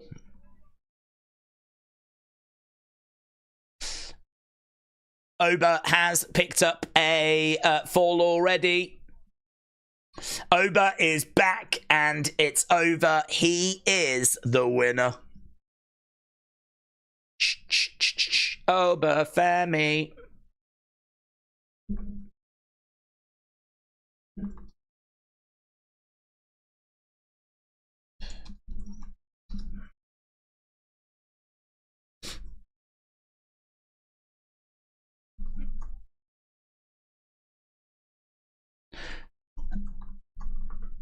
Wow. Oba Femi has come in and is absolutely dominating this match. He has come in and he is making the difference that you would expect. So he is really cleaning house and he has to be the favorite to take this now. He has to be the person that everyone is looking at as being the guy that's going to pick up the victory here. Oba Femi looking really, really good. And obviously all 5 guys are in there now. So that is really going to make a big, big difference. We are well into this match. All 5 guys are in there. And we've got Javon on the outside. I think Javon is still the only person that doesn't have a fall yet. I think everyone else in this match has managed to get a fall. So, yeah, get your votes in. What do you think? 78% of you are thinking that it is going to be Oba Femi that's going to go on to pick up the victory in this one. Oba shouldn't win. Is Trick going to lose the title? this early already. Well, I think if Oba does win, it means that Trick wins tonight. So I think Trick could get past Ridge, and I think his title's in trouble. Maybe he finds a way past Oba once. I don't know that he'll find a way past Oba twice. So yeah, it could be that Trick manages to, just get past Oba. Perhaps it's like a DQ. Perhaps it's a count out. Perhaps Oba wins, but wins by count out, so the title doesn't change hands, which means Trick gets to hold on to it for that little bit longer. Or it could be that during the match someone interferes, and then Oba actually ends up having to go off and do like a side quest. It could be that someone actually, interferes in the match. That would be a way of keeping the title on Trick. But yeah, make no mistake about it, Trick's losing this championship at some point, and I think he's losing it to Oba Femi. If they've decided to keep Oba Femi down in NXT, I've got to think that they've come to that decision because they want him to be NXT champion at some point, and for whatever reason, they just don't feel like the main roster is like the place for him to be at the moment. Weird way of bringing him back, wasn't it? It's a weird way of the fact that, like, we just kept looking at the ring. Like, I don't really know why they did it that way. Sort of feels like maybe he wasn't quite ready to come walking out at the moment his music hit. Like, it felt like a little off, a bit delayed. I don't really know why, to be honest. But even so, we are underway with this, and as we said, Oba isn't guaranteed to win it, but certainly been looking very good so far. Brony said the crowd seem a little bit quiet. King Eddy, whoa! King Eddy! My God, King Eddy has seen what Jordan's been doing, and he's like, I'm not having this. King Eddy is not having this. King Eddy is not happy at all that someone is trying to steal his thunder. So, King Eddy, shout out to you, my friends. 50 memberships being donated. Everyone's flipping lost their minds tonight. I don't know what's happened. The Storm's flipping driven everyone insane. In this battle on who delivers the most membership, says Hannah. We do have battles going on everywhere. I can tell you right now, everyone is on one fall each now. Everyone is on one fall each. 1, 2, 3. Has Ethan just got another one, has he? I think Ethan might have just picked up another fall. He goes over to the corner. 21 minutes have gone in this match. As we said, everyone is in there. It's going to... I can't remember, how long does it go for? Is it half an hour? So everyone's on one. Ethan Page is slightly ahead. It's Oba Femi that's in the penalty box at the moment. Nice reversal there by Javon. Going for the crucifix pin, and I believe, did he get it? He did get it. So Evans Javon is on 2. Ethan Page is on 2. Yeah, now he's got to get in the box with Oba Femi. Oba Femi is in the box. Bring him! Bring him! Ethan Page does not want to get into the box with Oba Femi. Referees are ushering him over. I don't want to go in, said Ethan. He grabs him, hurls him into the side of the box. Here we go. Here we go. Me and you. Ethan is trying to get out. He's trying to climb up and get out through the top. Oba has got Ethan, smashes him into the side of the box. Let's go, Oba! Big shots coming in by Oba. Oba's time is up, unfortunately. Oh. I feel like there was too much. There wasn't enough beating up. There was too much crying and not enough beating. Kick coming in there by Wes. Over the top to the outside goes Wes. So yeah, I mean, I didn't even see all of these from Jordan. Jordan firing in. I don't even know how many wrestlers. Everyone must be a member by now. Well, there must be no one that's not a member now. There's been must have been Oba trying to chuck Wes back into the ring. Wes lands on his feet. Yeah, we are running out of time. Going back into the corner at the moment. I mean, I don't know what happens if there's a draw. I don't think we've ever had a draw. Oh, big boot coming in. Big boot down goes Oba. Wes. Kick coming in there by Nathan. So, how long have we got left? There's only 20 seconds left. 20 seconds. Oba trying to pin both guys. And he does! Oba has took the lead. And there's only 6 seconds left. Javon! Javon! He's going to run out of time. Out of time. Oba Femi has won. Oba Femi has won. Oba picking up 3 pinfalls, getting 2 right at the very end. Look at the blood on the face. Ethan Page battered inside that box. So these, a fun little match, to be honest. Fun match. Let's get the match score up, shall we? What people thought about this one. Did you enjoy it? Did it live up to your expectation?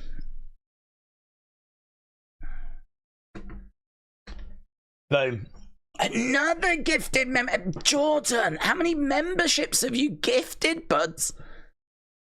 Jordan has gifted 1, 2, 3, 4, 50 memberships. Right? King Yeti has gifted 50 memberships. And another 10. So King Yeti has gifted 60 memberships. Jordan has gifted 50 memberships, which means that that's 110 people that have been able to become members tonight. If you're watching this and you haven't become a member, I have no idea what's happened. There's been 110 memberships that have been flipping chucked out there. Jordan and King Yeti. I just don't even have the words. I'm battling to keep the stream on the road here. That was a pretty fun shot there. But it's so appreciated.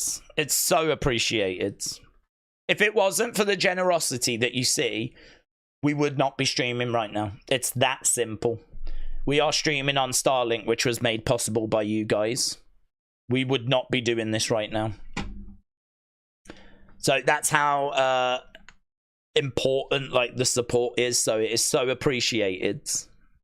But yeah, there was a good shot there as Ethan was so angry. He smacked the side of the box, the penalty box. And right next to it was a kid with a sign that said "Ego sucks." Which was a fun shot. Right, we've got an advert for Netflix on Raw. Big stepper.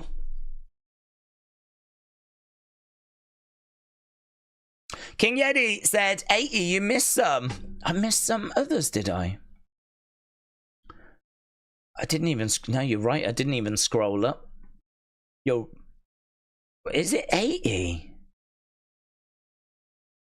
50, 60, 70. It's 90?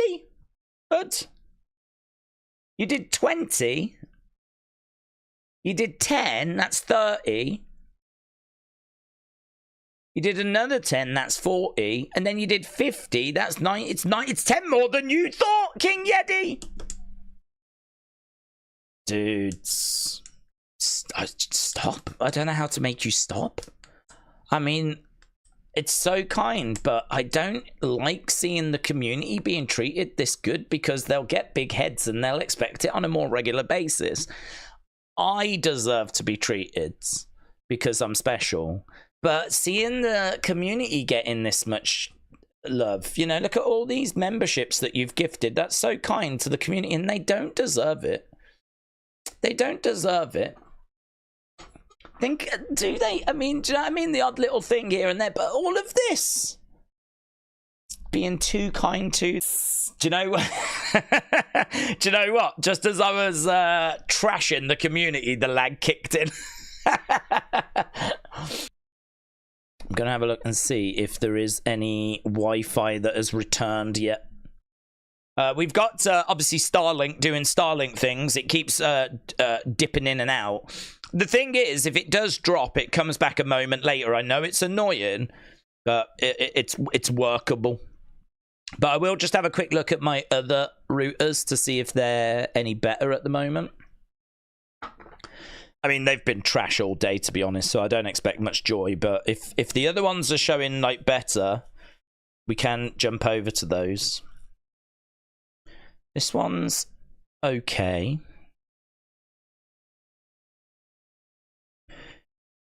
I'm just looking at the download speed and the upload speed. It's giving me download of 14 meg. Upload is not even moving at the moment. So my 0. This is my upload speed at the moment. 0.6 on my routers. That needs to be at least like 5. Those are my speeds. 14.3 is not bad, but that doesn't help me stream. Upload 0.56. I mean, what the flip do I do? But you can't stream on that. It's the upload I need. And that is my current router speeds. So again, I know I keep saying it, but if it was not for Starlink, we would not be here right now. I actually don't know what I'd be doing. I'd probably just be watching NXT on my own.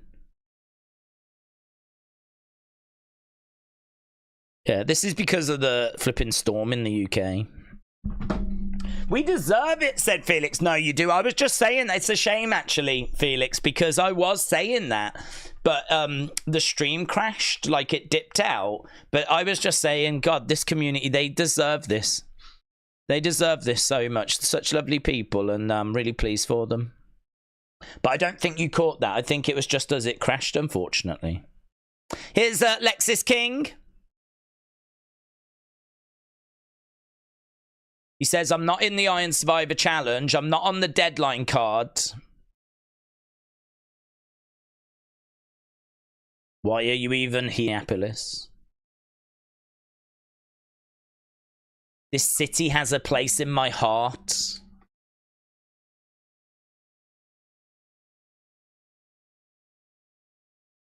This is the place. This is the city.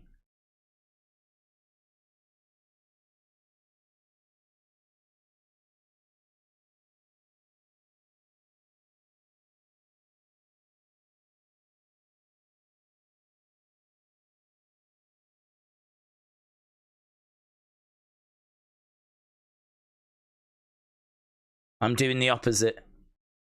I'm trying to prove that I'm not the same. I'm different.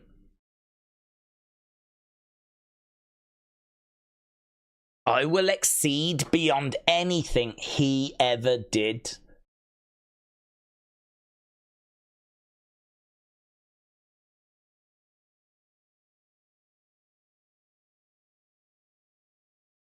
It's a fight worth fighting for.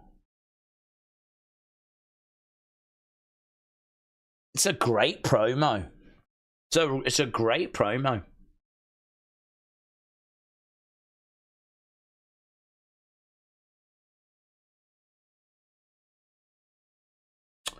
Good promo.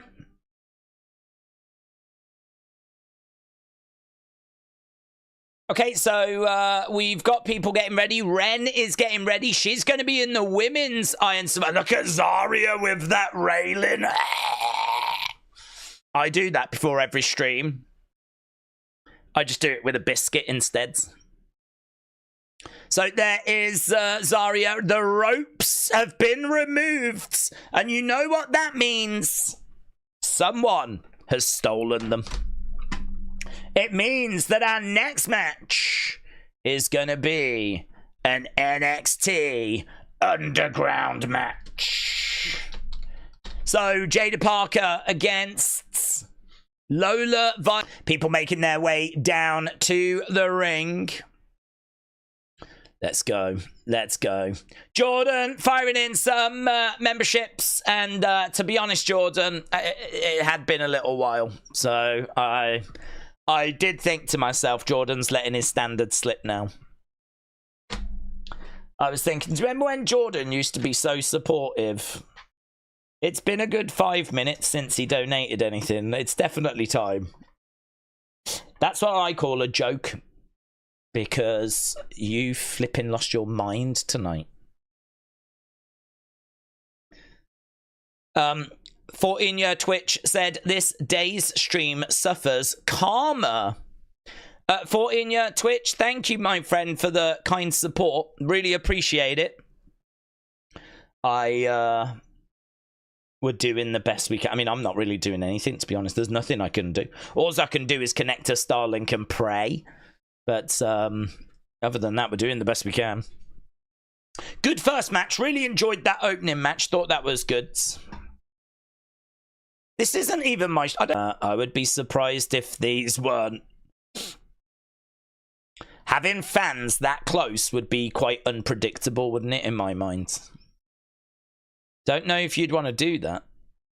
Because also, what if the action spills to the outside, like, and someone gets injured? Because there's no ropes. I can't see how they can be fans, really.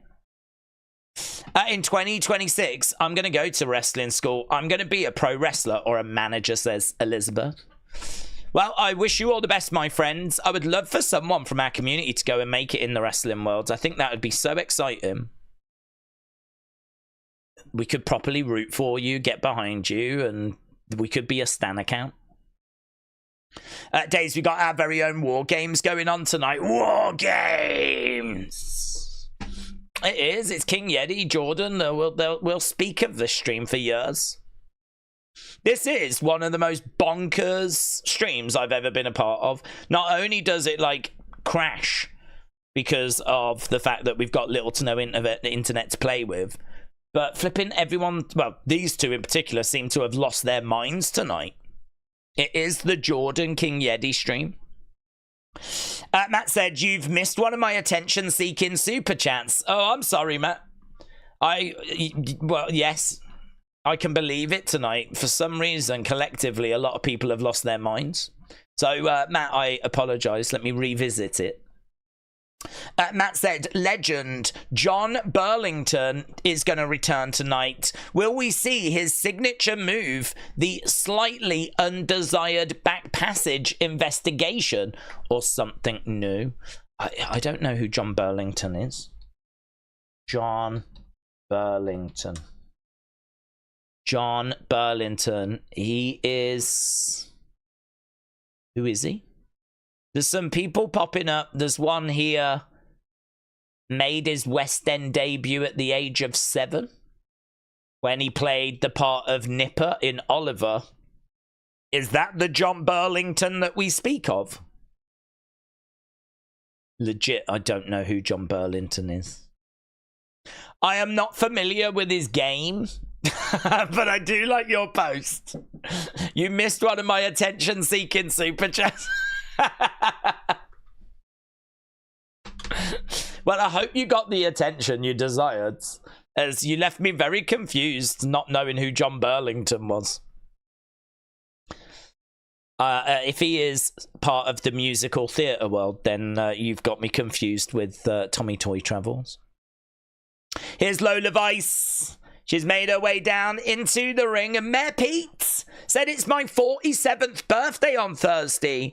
Wish wish a HBD boomer a happy birthday to a boomer. Yeah, Mayor Pete, honestly, at your age, buds, you really do. You should celebrate them. I think once, I don't like wishing people over the age of 12 happy birthday, but if you're going to be like anything over 40, I'll do it because, you know, I don't want to be disrespectful, but it's probably not many left. So, Mayor Pete, 47th, honestly, buds, I would say whatever's on the bucket list, get it done. Yeah. Literally on Thursday. Because I'm not 100% certain you make it to Saturday. But, no, that's a good innings, that is.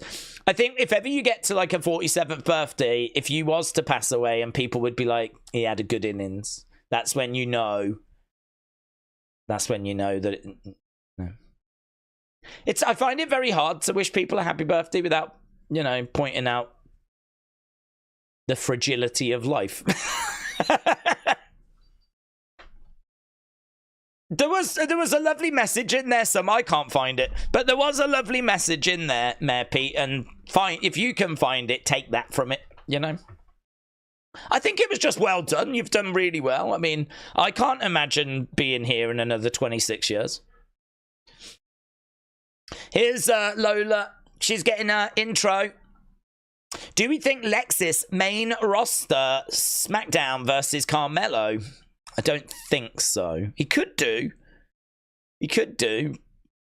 We have seen some of those kind of strange call-ups before. I mean, I thought Kiana James was a strange call-up because she hadn't been champ. She hadn't really been fighting for the title very much. And then they call her up to the main roster. So, yeah, not impossible. Happy birthday to everyone over. That's Vic, yes. Let's get that out there.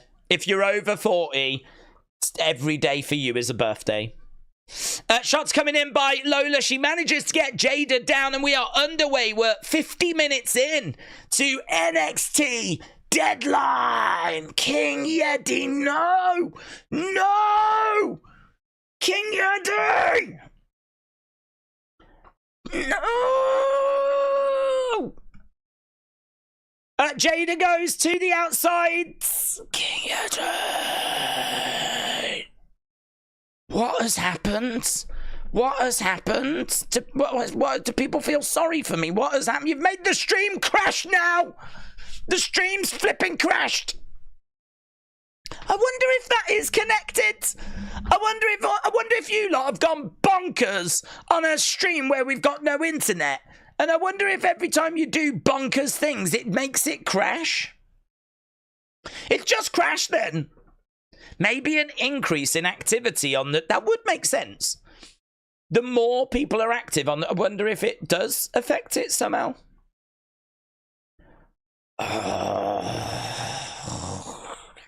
How am I meant to talk about the flipping show when every moment people are like, here's another billion memberships?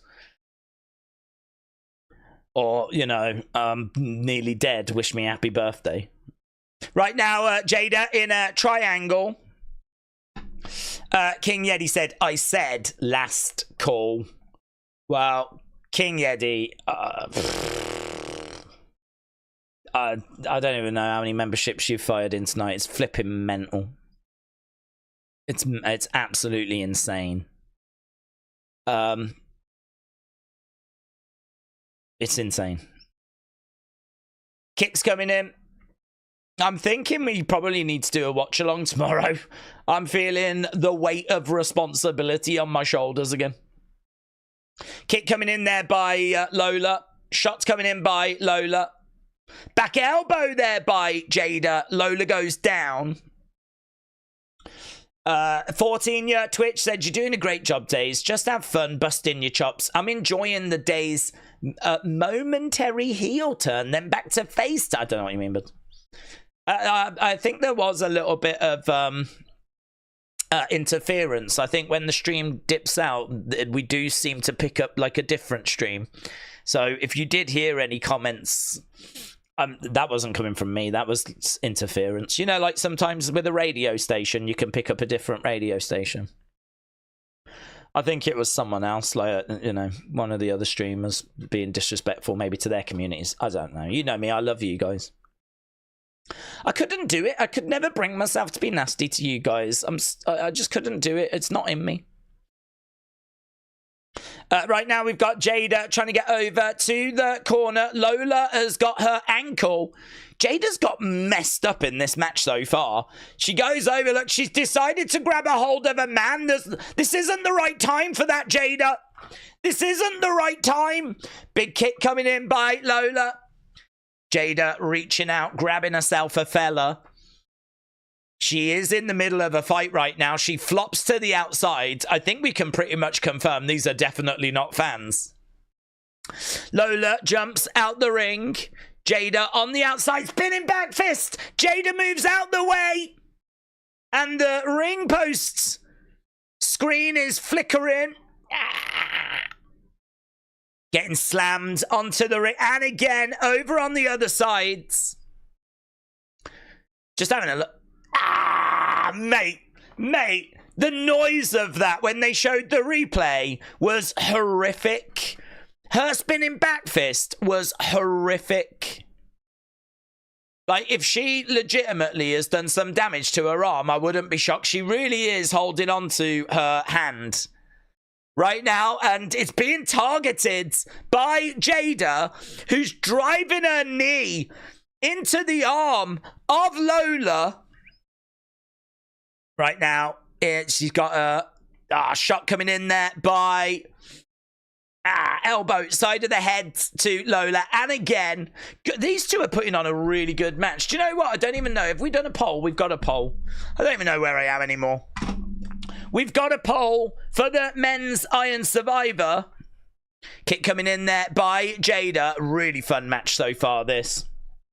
You lot enjoyed the first one as well. Right now, Jaida is battling back. She has removed the glove from Lola. Lola is down 25 and 58. So at the moment, that first match, you gave it great 71%. So you really enjoyed the first. Shot coming in there by Jaida. Kick coming in by Jaida. Lovely right hand there by Jaida. Her striking is really impressive. Lola goes down. Big shots raining down here. We can see that she is down. She's covered over. Jaida looking to get up to her feet. Lola is down. Jaida drives a knee down. And Lola screams out in pain. Right now, we've got Jaida going to the outsides. Grabbing a chair. Grabbing a belt, actually. Looks like she's grabbed a black belt. She's looking to wrap it around the arm of Lola. Right now, she's dragging Lola over to the corner. Jaida with this strap. Lola on the outside. She's wrapping it around. Oh! I thought she was going to tie her to the ring post. What she's actually doing is pulling, and she's actually smashing Lola into the ring post. Now she's using it. She is now wrapping it around. She's getting into the ring, and right now, I don't think that's going to make her submit, though. All she's doing is she's pulling on it, and it's just sort of like pulling Lola's arm a bit. I know that arm is potentially a bit injured. I feel like you could do some more innovative stuff with that than what we've done, to be honest. Jordan, look at this. There we go. Jordan gifting one wrestling. It has looked really good, really solid. I feel like I'm watching a proper scrap. I feel like these two don't like each other. I feel like I'm watching something legit. Okay, we could have done something a bit better with the strap spots. Chop coming in. Lola goes down. But I'm really enjoying the action. Right now, Jaida, what is she doing? She's gone up. Oh. So Jaida actually gets on the ring and then jumps down, landing on Lola, who was on top of these ring steps. Jaida goes over. She grabs Lola. She's putting Lola into the ring. Jaida jumps up. Goes over. Rolls Lola over. Going for the cover. No. It's knockout or submission. Pinfall is not going to do it. Jaida again working on the arm. Jaida is all over Lola, and big shots coming in the back. I tell you what, seeing Lola get so murked is really interesting. Love this move. That's a really good looking move. She stepped over the shoulder, pulling back on the arm. Lola, though, has managed to reverse. She's looking for a rear naked. Rear naked is in. Now, I do find this frustrating. If you watch UFC, this rear naked choke this is not the right sell. I think the sell on that was lacking a touch, because in UFC, if you get a rear naked on the throat, you are done.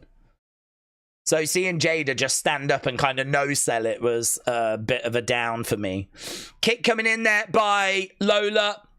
Jaida had just gone to get the brick. Some of those hammer fists look a little weak. Now we've got another rear naked. Jaida goes down. Still a really good fight. There might be a couple of little holes in it, a couple of little moments, but nice suplex there by Jaida. Lola goes down. Jaida on her knees, Lola down. That brick is still in the ring. I don't know how I feel about the brick. Oh, spinning back fists. We saw her use the brick. The choke was applied. She did put her to sleep, and it's a really good match. I think for me, the downs maybe just stop it being like an all-time situation. But for me, that's still a really enjoyable contest. Way, way more about that I like than dislike. Way more that I like than dislike. And I think it's a really good follow-up to that really fun opening match as well. That men's Iron Survivor match, really enjoyable. Jaida is on the outside of the ring. She's absolutely gutted. Absolutely gutted. She gave a good account of herself, and there was times there where she was winning that. But it is Lola that has managed to secure the victory. And it's a really fun match. Briggsy said, really good match. I wanted Jaida to win, said Adam. Good match, said Jay. Already an hour into the show, said Brony. This is like Vice's signature match, said Raymond. Sis said, you'll get her next time, Jaida. Jake said, Lola wins the Battle of the Peaches.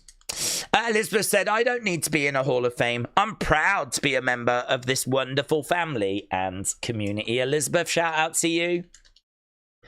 I guess the right person won, even though I didn't want her to. Still a solid contest. Kian has officially ran out of tissues after that match. Rachel said, I'm sorry for spamming, but a tree fell on my porch. Rachel, where are you? I am so sorry to hear that. It has been, I'm guessing, Wales area? Yeah, that is awful. But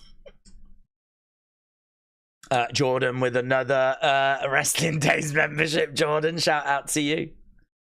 Raymond, shout out to you as well. But King Eddy, of course. I mean, bonkers. King Eddy smashing the records for, I think, most memberships. It definitely is the records for a single stream. 20... I'm going to count how many King Eddy donated. I mean, I don't think Jordan's that far behind. This is not a competition. I'm just counting them. So, 20, 30, 40, 50 is 90. I remember saying that earlier about 90. So, 90. I think we're on 90 for King Eddy. Is that right? Maybe not all of them have landed. I can see there's a couple up here. It says 90 at the moment, but I've got a feeling it is more than that. But so, yeah, incredible. Absolutely incredible.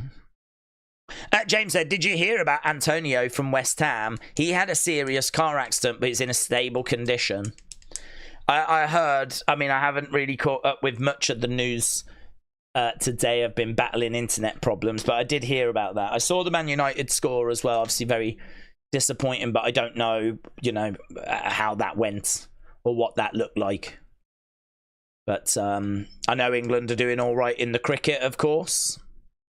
I think they just waited for Root, didn't they, to kind of get out, and then they declared. So England 427 for 6. Bonkers. So as soon as Root went, that was it. They were done. Stokes was on 49. I mean, fair play to him. If I was Stokes, I would have been interested in getting my 50, like one more run, you know. I don't think anyone would have begrudged him that. But yeah, New Zealand are at 82 for 4. They need another 500 runs, so obviously looking good for England on that front. Okay, Andre Chase. We're looking at Andre Chase right now. Now, we didn't find out who called out to Andre Chase, did we? Are we going to find that out now?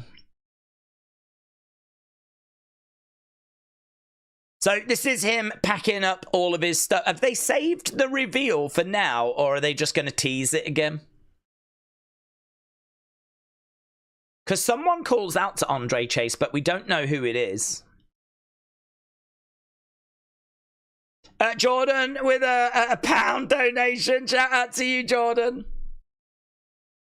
I feel so much more comfortable with these donations. So there he is, look, closing the briefcase with all the Chase U stuff inside. He's got his box as well. And looking around the classroom. Going into the corridor. Are we going to get the answer? He looks at the door. He walks away. He walks down the corridor. There's no one that you can see in the background. So he gets called there and he turns around and we don't get the answer. Hey, Mr. Chase. Ah. I thought we might have got the answer at that point. But they basically just played the same video we've seen before. There is Stephanie Vaquer. There is Axiom. Yeah, it is true, isn't it? I mean, he is banged up.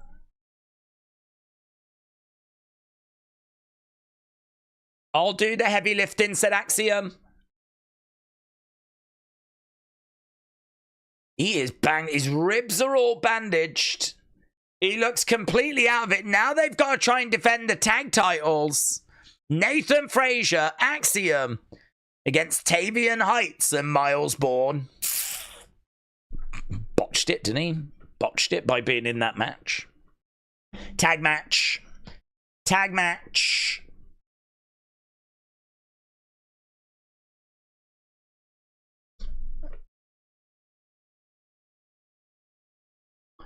So, yeah, there has been a lot of teases that these two are going to be splitting. I wonder if this is where it happens. I wonder if they lose the titles tonight, and I wonder if Axiom snaps. Axiom could snap. He could have had enough, and a beaten up Nathan Frazer could get beaten up even more. Definitely a possibility, isn't there? Kian said, let's go, Lola. She won. That's my girl. Let's go. And Jordan firing in another £2 as well. Jordan, I am so pleased that you won the lottery or a scratch card or something. I'm honestly over the moon for you. Because that's the only thing I can imagine has happened. Nathan Frazer looks like he was run over by an Oba truck, said Sis. They may lose the titles tonight. There is definitely a possibility of that happening, yes. So we have got the video package right now.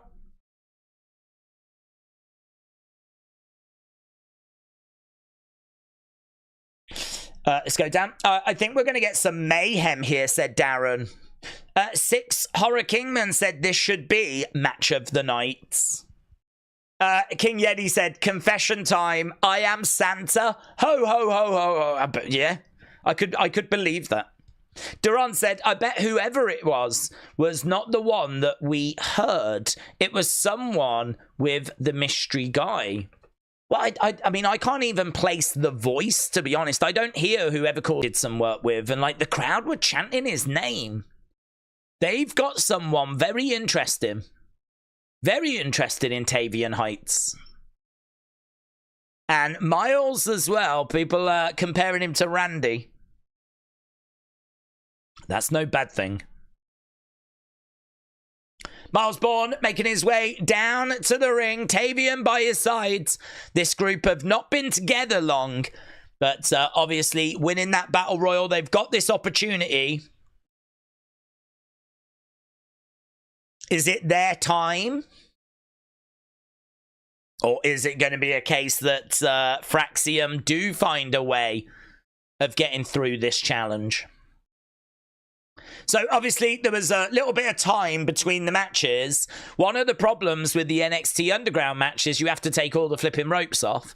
And then, of course, it means you have to put the flipping ropes back on again. So, we had quite a few video packages and things.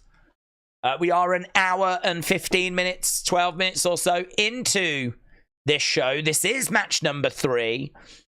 I believe next we should have Trick against Ridge.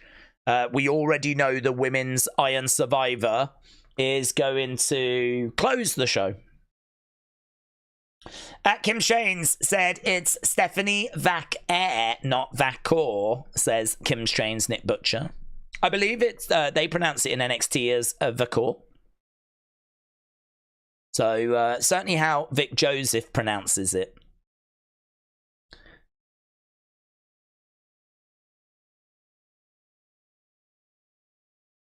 Okay, Fraxium are in the ring. John's Gaming Corner said, I just sent a tweet to you with what's happened in Wells, UK. Oh, yeah. Massive flooding. Let's have a little look. Let's whoosh over. I'm going to take the sound off. Oh, that's too big. So that is the kind of what you can see in Wales.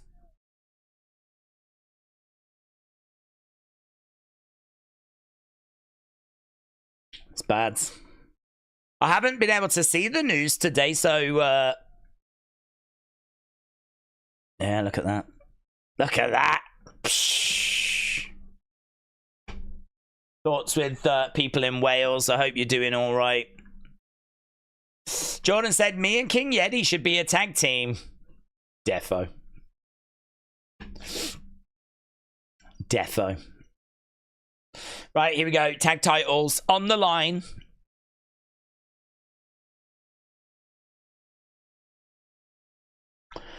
Are they going to start with Nathan? That doesn't strike me as a good idea.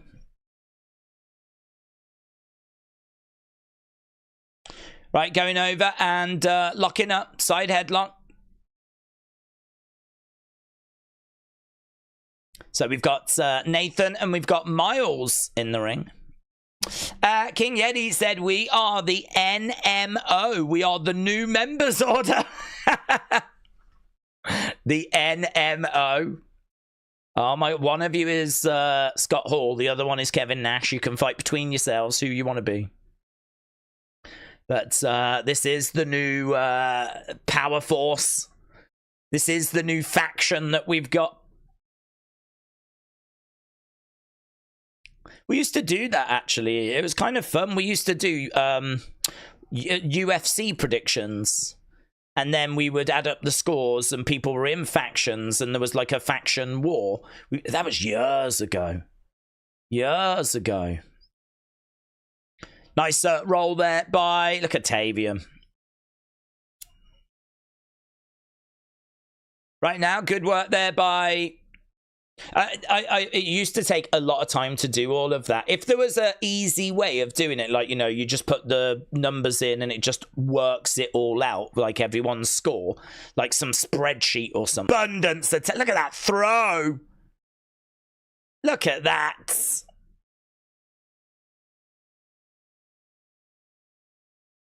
Right now, he is working on Axiom. He's got the arm.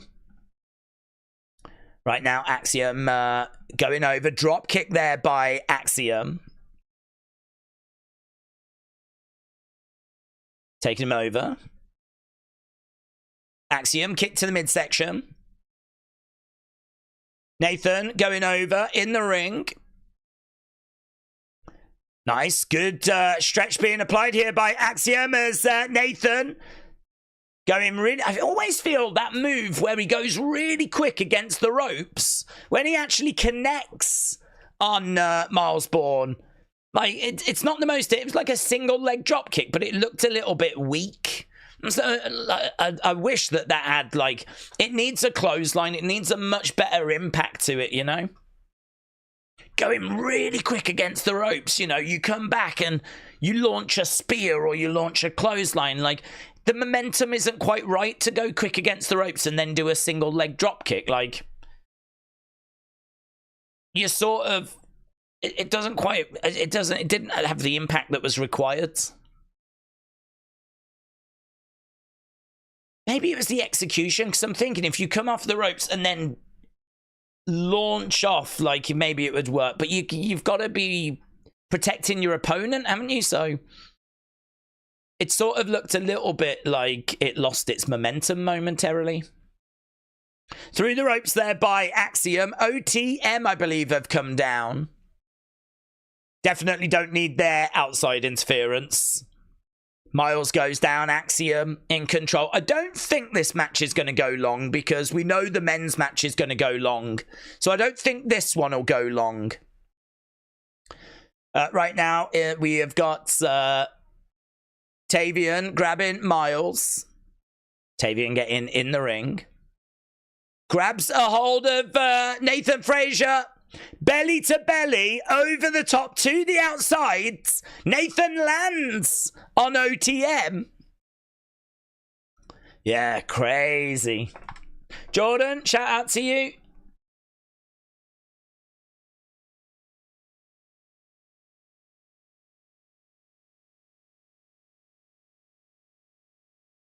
Back in the ring goes Tavion, throwing in a shot.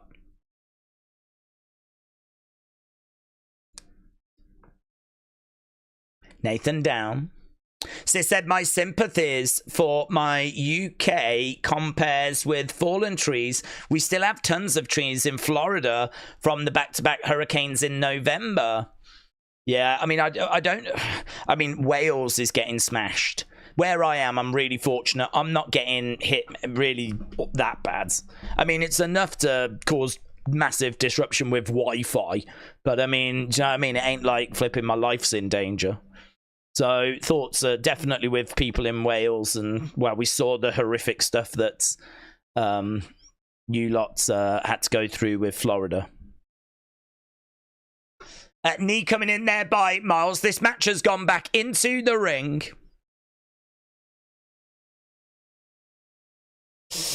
Jordan said Rock versus Roman, WrestleMania 42. That was the rumor, yes. The rumor was that we were going to do Cody versus Rock at WrestleMania 41, Rock versus Roman at 42. It would be Rock Cody at 41. And it would be Roman solo for the Ula Fala at 41. But obviously, you know, Cody's come out with some very interesting comments saying that it's going to catch everyone off guard. You're not going to know what's hit you, blah, blah, blah.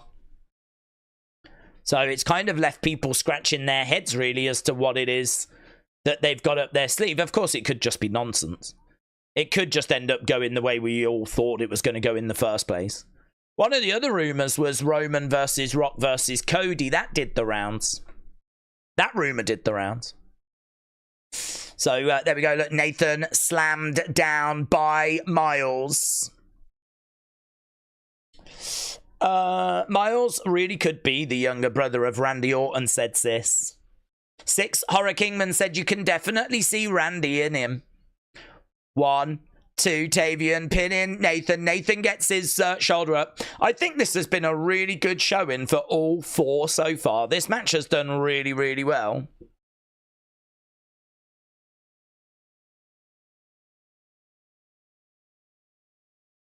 Kick coming in there by Tavion. Nathan in the corner.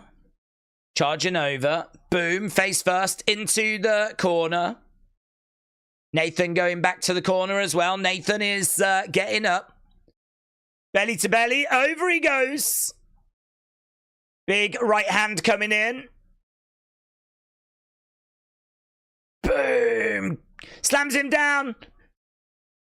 Tavion looking for the pin, but a shoulder up. Wow. So, big kick out there by Nathan. And it's not going to take much or as much to put Nathan away. Because, of course, he is still feeling the effects from that opening match. The Men's Iron Survivor. He is still feeling the effects from that. Right now, lands on his feet, goes back elbow there by Nathan, rolling through. Tavion going over to the corner, trying to make the tag, but Myles grabbing the leg of Nathan. Right, we've got the results in for that second match as well. I'm just totting them up. It's great 73. It means that the second match beat the first match, but only by 2%. So very, very close. Shots and chops coming in by Axiom. Axiom going into the corner. Chop coming in there by Myles. Myles goes into Tavion. Clothesline there by Axiom. It's a traditional drink in South America, especially in Argentina, Paraguay. What's this matter? Kim Shane said, I found a mysterious emoji. It appears when you type the word mate. Do we know what it is? Oh, Matt is saying that apparently it's a traditional drink in South America. Never heard of it. Kick coming in there by Axiom. And again, roll up there by Tavion. Nice transition. Down goes Tavion. Axiom pulling on the arm. I tell you what, he's got Tavion in all sorts of situations here. Tavion rolling up. Axiom kicks out. Tavion trying to pick him up. Oh, down they go. 1, 2.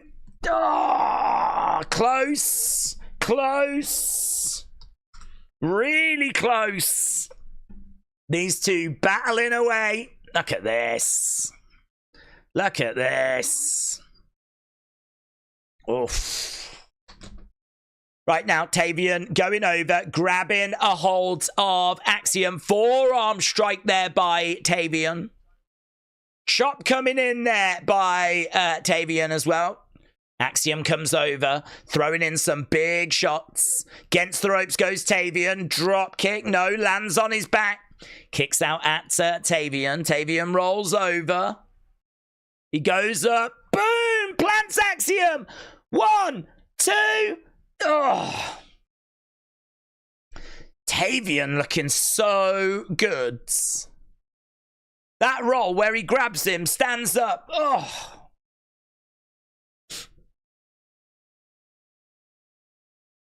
Yeah, so that's a good point by Vic. Vic says that the challengers arrived with all the momentum for this.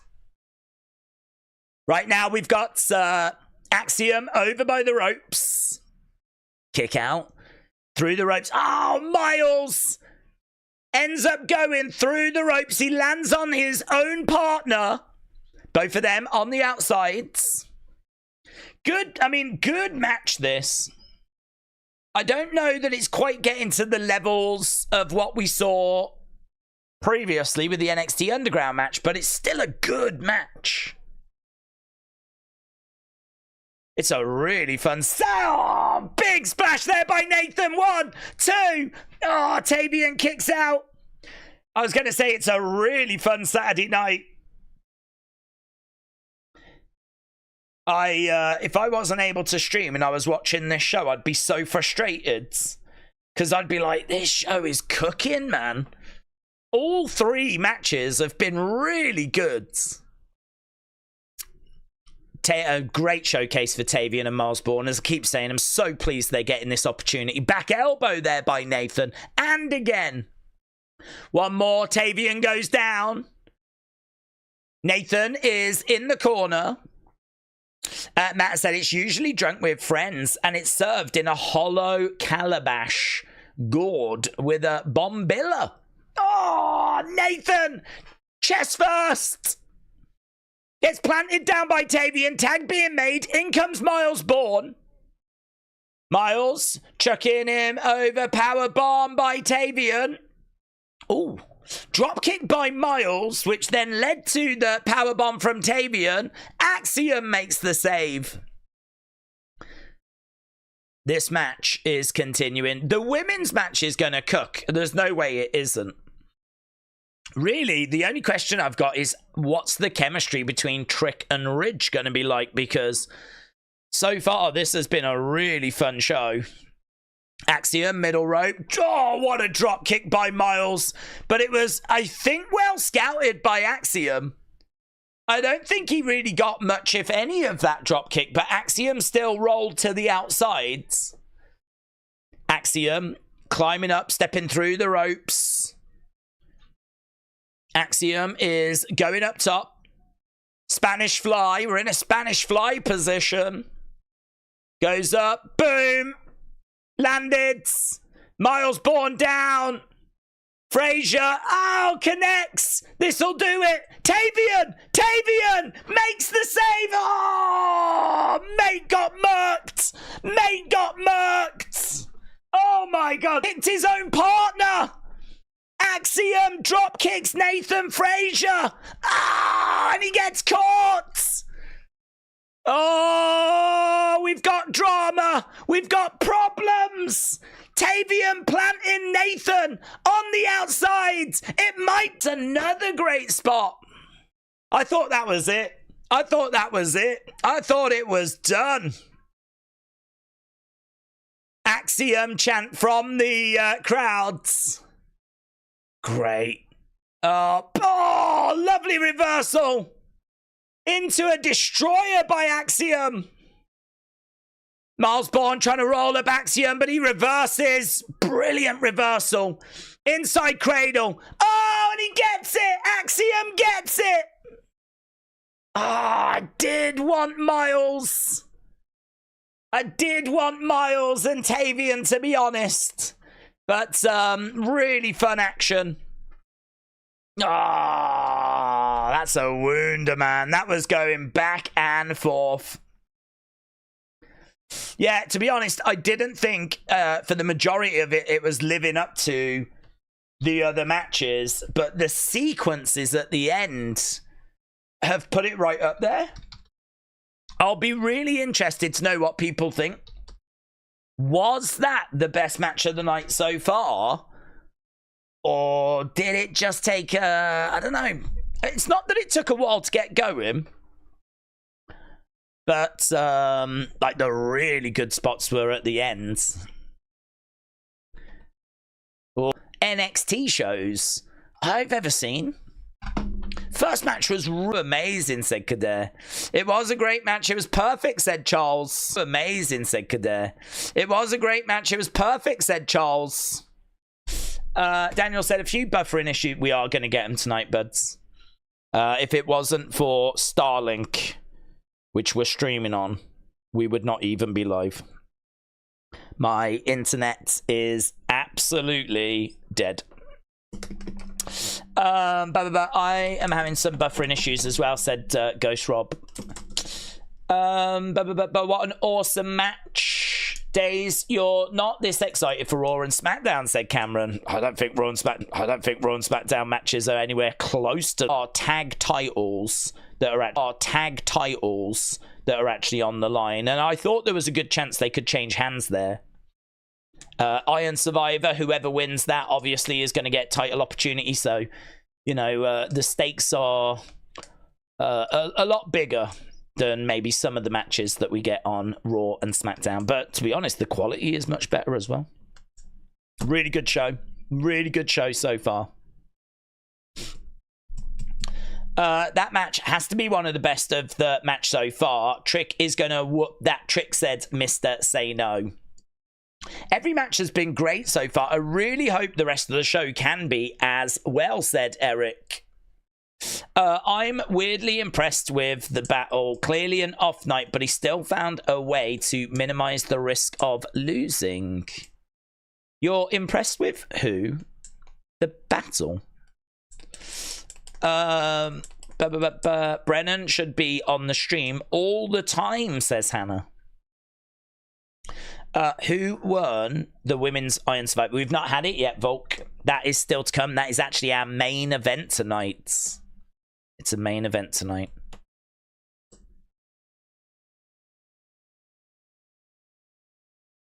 So, yeah, there we go. It's we're just seeing this CM Punk return footage. CM Punk saying to Triple H, that's as high as we're going to go. They did another one where they're pointing at each other. I want to have a look at this, actually. I want to see I don't know if we see Sammy. I don't know if Sammy is around. But Sammy says, like, he was a bit uncertain at first. Samantha Irvin in the background. She hated her job. There she is in the background, just hating her job. There is Triple H and CM Punk. There's the first one, which I don't know if that ever got released. And then they wanted another one where they point at each other. I think this is the one that gets released. There we go. Yeah, that was great. This bit where he talks to Randy and Randy's like, you just couldn't give me 10 minutes.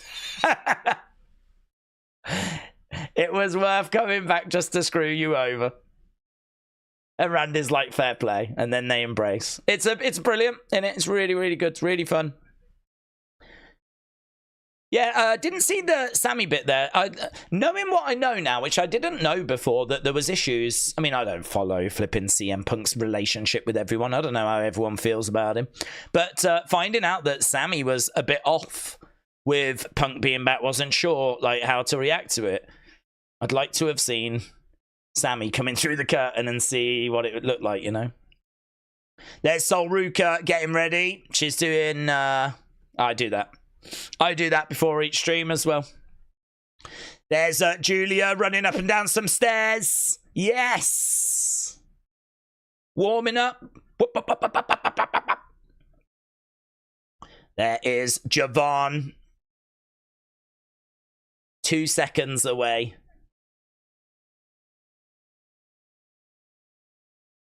All these boomers.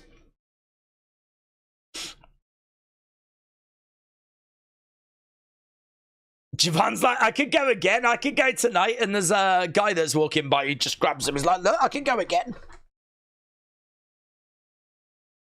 Here's Wes.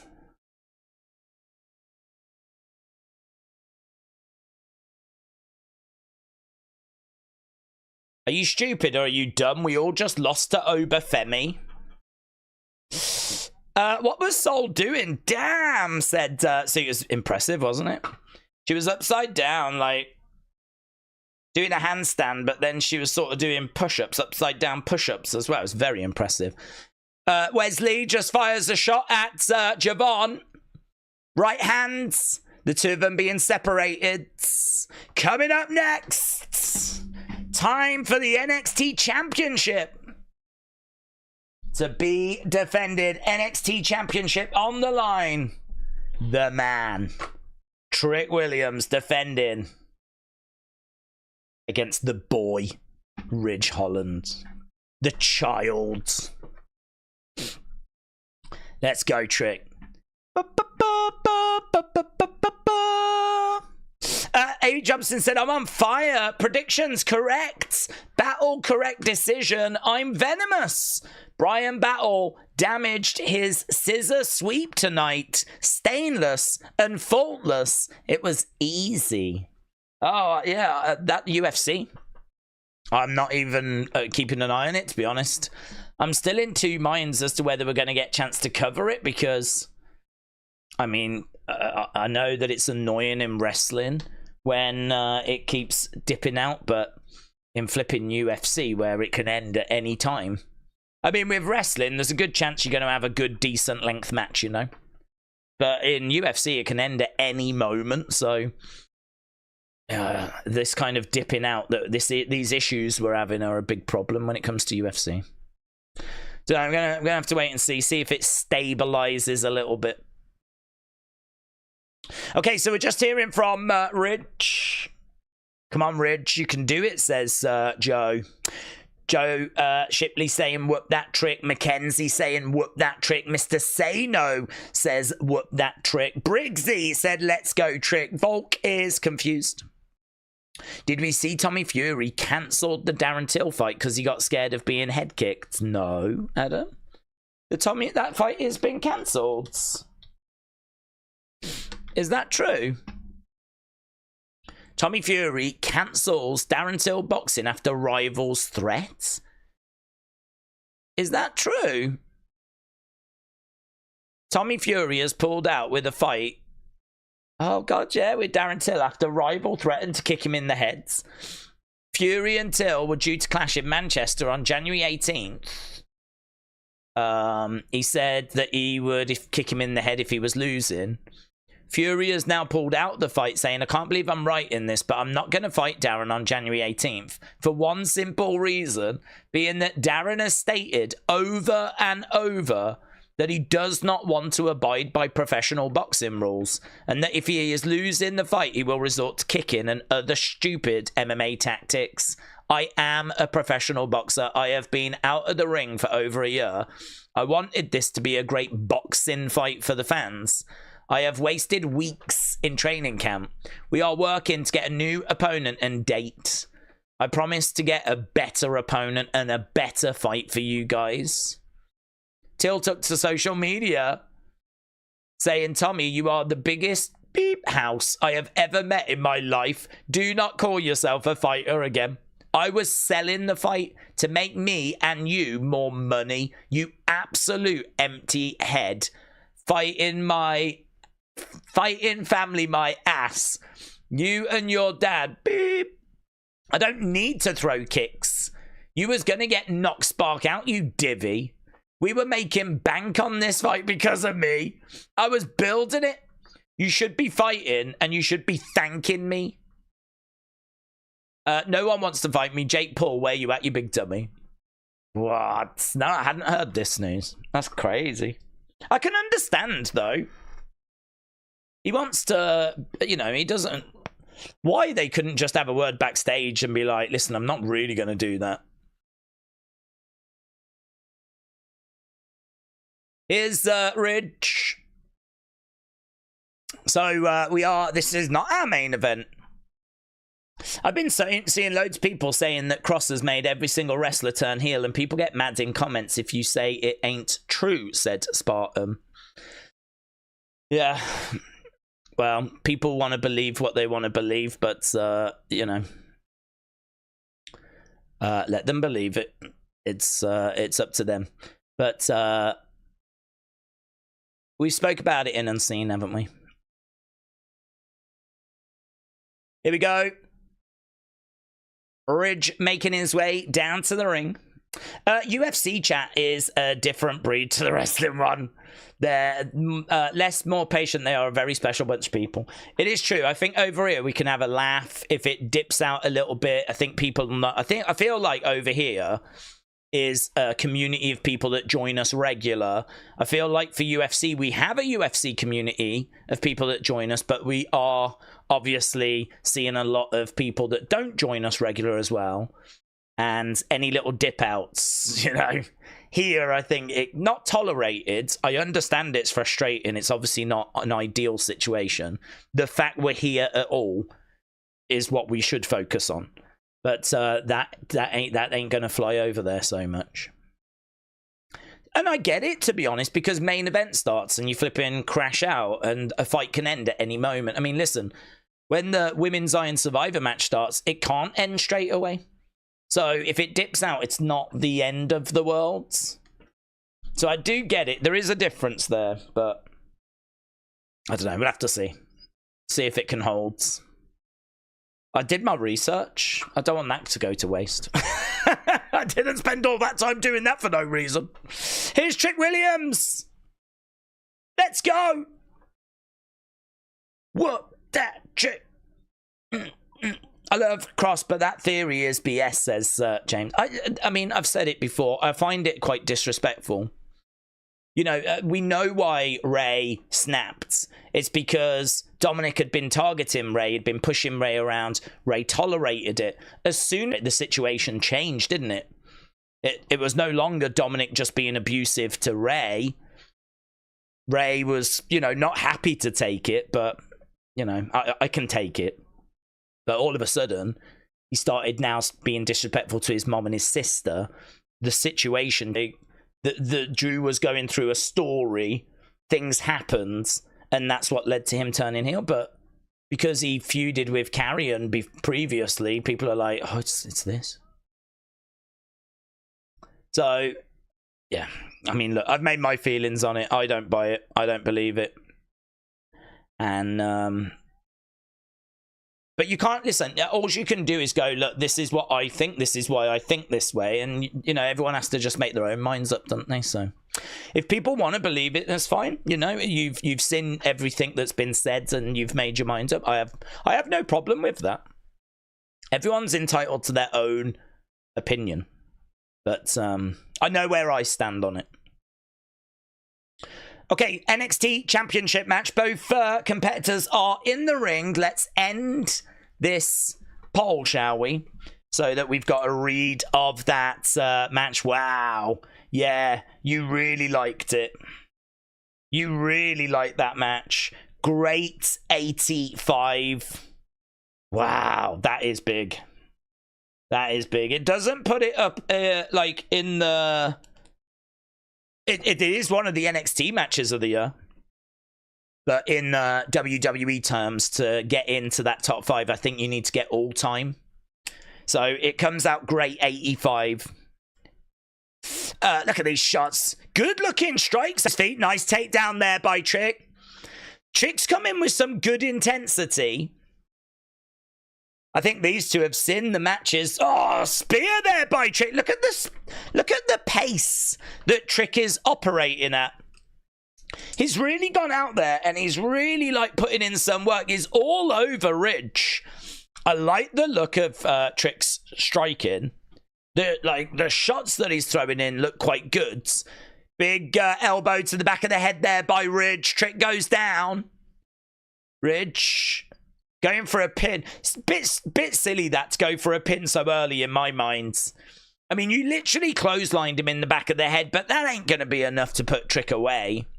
Right now, he's scooping up Trick. Trick lands on his feet. Ridge goes against the ropes. Shot to the midsection. Oh, lovely strike there by Trick. Trick going back. Collides into Ridge. Ridge goes down. And we've got the results coming at the bottom of the screen. Obviously, Lola victorious. Nathan and Axiom retaining. Oba Femi. Probably the big news. Winning. That was the biggest shock we've had so far tonight. Lots of speculation. Would it be Hikuleo? Would it be Penta? Lots of speculation. Clothesline by Ridge. Trick is down on the outsides. Right now, we've got headbutt there by Trick. And again, Trick has got into the post. Into the post goes Ridge. So we've got Trick over by the commentary table. He's going over, grabbing Ridge. Trick has improved a lot, said Sis. Spartan said, my neighbour was mad that the local shop had run out of milk. They blamed it on Karrion Kross. Oh, well, I'm still waiting for the turn that we saw from Johnny Gargano to be blamed on Karrion.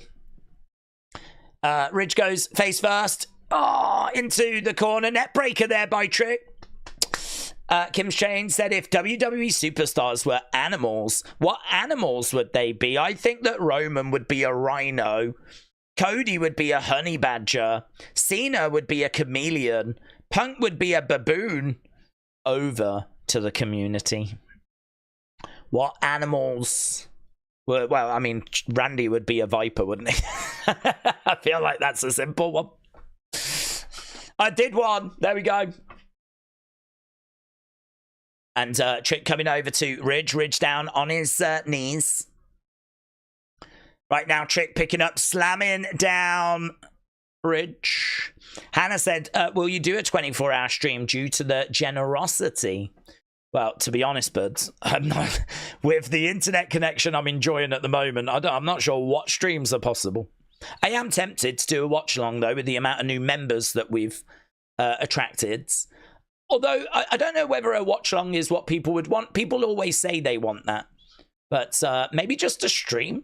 Maybe just a members stream. Another members stream would be something people would enjoy. Don't know. I'm open to suggestions from the members. Over in the corner goes Ridge. Big splash there by Trick. Ridge moves out the way. Liv would be a skunk because she stinks, said James. I could see Liv as a skunk, actually. I could sort of see that. Kicks coming in there by Ridge. He's kicking away at Trick. Trick is down. Crowd starting to boo. I like the intensity that Trick came in with. Now that Ridge is in charge, the pace of it has slowed a bit. That's okay, because Trick, of course, can come back with a hot comeback. Ridge has got Trick, picks him up. Belly-to-belly suplex. And Trick is down.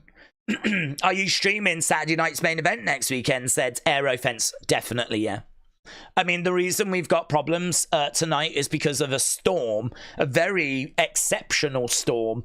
And again, if it wasn't for Starlink, we wouldn't even be live right now. It did delay the start of the stream by 20 minutes as I was trying to flip and set Starlink back up again. But yeah, I mean, I'm so thrilled that we were able to do something, you know. But hopefully next weekend, everything should be back to normal. So right now, Trick is over against the ropes. Ridge coming over, standing on his head. Referee coming in, having a word. Bloodline would be a pack of wolves, says Mackenzie. Ridge's boots are nice, said Sis, but he's still not winning. I do like the skunk one. I think that's a good shout from James. Elbow coming in there by Trick. Trick over by the ropes. Big boot coming in there by Trick. Trick charging over. Is up on the shoulders of Ridge. And goes onto that top rope. Goes over the other side. Big boot to the midsection. Ridge looking for a net breaker and he gets it. Goes over looking for the cover. 2. Shoulder up. Shoulder up. Again, like, crowd's not massively into this yet. I feel like if you're going to go for a cover, you sort of need to do like a decent sized move. You know, hitting a clothesline, going for a cover, it's just pointless. I don't really know why they don't teach that, to be honest. I've never really understood that mentality of a heel going for a cover after such a simple move. Neckbreaker, go for a cover. Like, I don't really get it. Like, from a psychology point of view, you surely know your opponent is good enough to survive a neckbreaker, survive a clothesline. If you hit a bigger move, then let's talk. But I don't think that helps with anything. I don't think that helps. It just makes you look a bit like an idiot. Crossbody there by Ridge. He's got Trick hanging upside down in the corner. Kicks coming in. Having a word with the ref. Erasure Mind said Carrion has acknowledged the Grayson turn on Twitter. It was during SmackDown. Yes, we saw that in yesterday's Unseen. I'm amazed. I would have thought that we would have had Carrion kind of in the barbershop with them as well. Neckbreaker there to Trick going for the cover to shoulder up by Trick Williams. The Bloodline. Oh, we read that about the Bloodline being a pack of wolves. Ridge would be a tortoise because they're both boring, said James. Big strikes coming down by Ridge. Trick is grounded. Otis would be a pigeon, said Adam. Oh my god, that is quite the image. Otis as a pigeon. I was not expecting that one, to be honest, for Otis. Right now, we've got a net breaker. So we got Ridge, and he's got Trick looking for the net. Boom! Into a DDT. Trick trying to fight back. Is this the start of the comeback now? Is this the start of the comeback? Jonathan sending me some other images. Oh, no, not that one. That one. Some other images. Is that again? Has got Trick up. Oh, he's gonna... powerbomb him down. I tell you what, the strength of Ridge. Very impressive. Very impressive. Oh. Ridge is just chucking Trick around quite easily here. Yeah, heavy artillery offense from Ridge. Ridge going through the ropes. So Ridge on the outside, Trick down in the middle of the ring. This has not been to the same level, the same quality as what we've seen from the rest of the show. Oh, Ridge going for a splash. Ridge back up on his feet. Trick, boom, lovely kick. Going for the cover, 2. Shoulder up, kick out there by Ridge. Ridge is a good wrestler, but he doesn't have that charismatic spark. He shouldn't be champion, said Sis. Dominic said, I've changed my mind. Pretty Deadly would be flamingos, and Chelsea would be a peacock. Chris said, Ridge is at least a little better at being a heel than a face. He just doesn't fit being a good guy.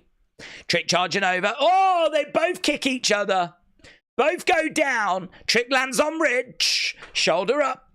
Shoulder up. Oh! And he puts his arm on Trick. Trick kicks out. Trick kicks out. Oh. Kojiko! Shout out to you, my friend.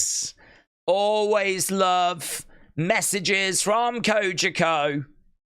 Kojiko said, Goldman situation comedy, Ashanti, standing confused, finance, sesquipedalian, someone downer, adamant garments, sesquipedalian encounter, moment, American animal, nausea, Samsung, sesquipedalian, all right?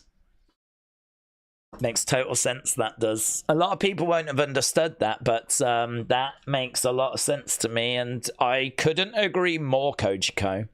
I think you've actually made a really good point there. And that's something I think for our community to chew over. Rob said, so true, my friend, so true. Rob gets it. Rob gets it. Rob gets it. King Yedi's struggling a little bit. says, what? What? Here we go, on the commentary table. Trick goes down to one knee. I don't think this match is going to go much longer. We know that the women's match is going to be about half an hour, probably a touch longer with entrances. I don't think they want this going too much past like another half an hour from now. Trick is starting to come back. He grabs Ridge, chucks Ridge back into the ring. Yeah, Trick fired up. Oh no! He's caught in the ropes! Trick is like all caught and tangled! Oh, mate, brutal. Reminds me of the old Andre the Giant spot when he used to get caught up in the ropes.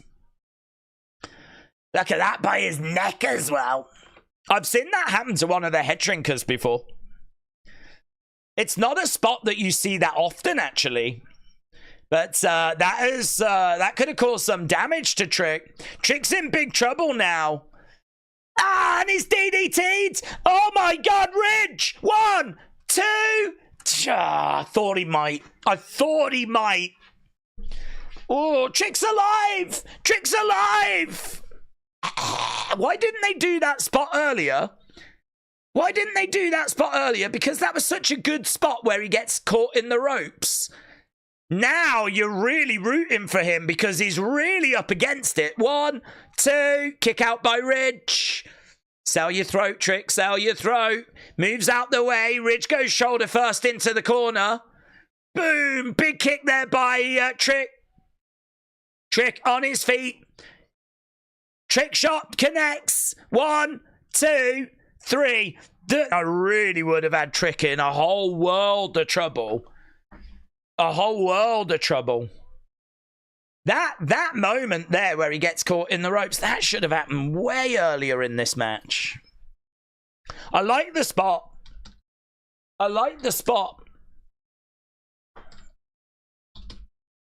I just don't like the when it happened or the fact that we didn't really use it that much. Trick Williams picks up the victory. He retains the championship. I don't think there's massive shock there.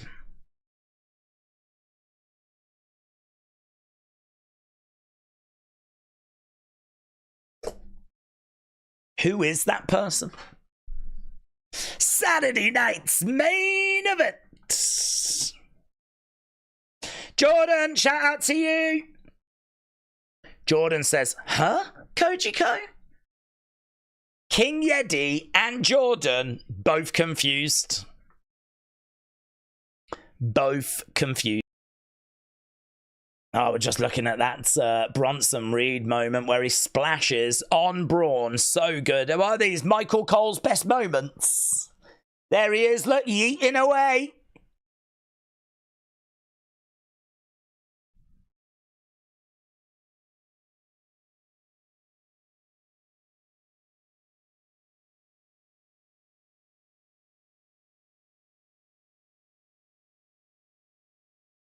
So, yeah, we are just seeing... Look at this, Michael. I haven't seen this, actually. I haven't seen Michael's reaction to the Bronson Reed tsunami off the cage. That's brutal. He's so good, isn't he, Michael Cole? So many people, like, hate on Michael Cole, but you're gonna miss him when he goes. He's so good in those moments where you've got to be enthused at really coming out with like great lines and adding to the moments, you know. Brilliant.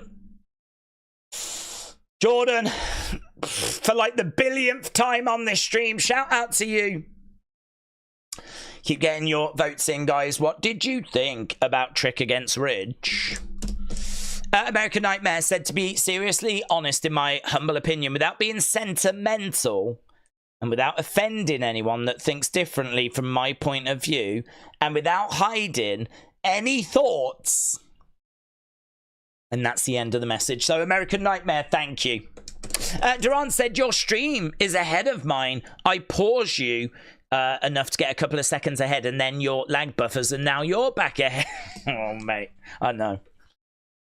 Listen, this is going to be a big problem when we get Netflix, because I don't know what's going to happen there. I mean, we normally watch Raw and SmackDown on BT Sport, TNT Sport, right? But now it's going to go over onto Netflix. So, of course, that's going to come through the internet. I think that's going to delay me. Normally, stuff that comes through the internet is a bit more delayed, but you're going to have to watch it a little bit behind. But equally, you're going to have to watch it on Netflix. So I don't know what the flip it's going to result in. I genuinely don't know. We're just going to have to make it work. There's nothing I can do about it. We don't, you know, everyone's going to be in the same boat. We're just going to have to try and make it work. But yeah, that'll be interesting. That's a whole world of drama that we can look forward to. Sis said, I feel bad for Bronson. It was like a bad high dive, except he was too vertical and not horizontal enough. I think he was trying to not hit Roman. Yeah, it may, you could be right, because Roman got off the table quite late. Obviously you're right, he needs to come down a little bit more, but you know, the margin of error is very very small, isn't it, when it comes to jumping off the top of a cage.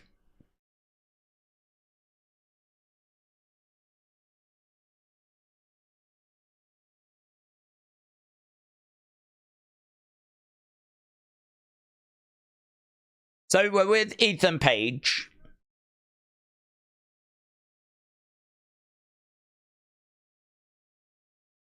Drop the ball again. Where did Oba Femi come from?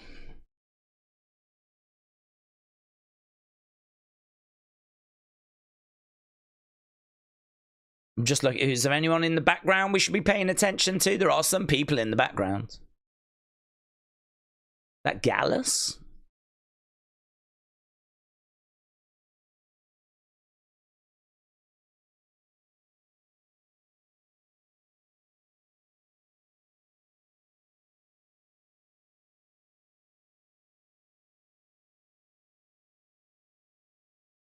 Ethan Page says he can't do this.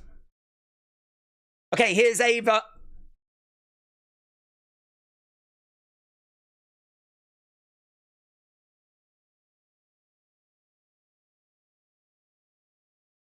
I want to know what Ava's about to say.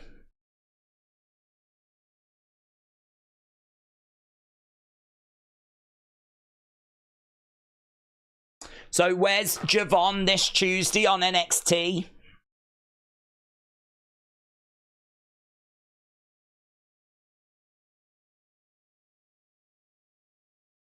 Ah.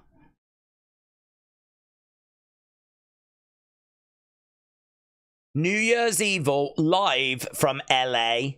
Tiffy! Tiffy time! Duh. I missed Money in the... No. No.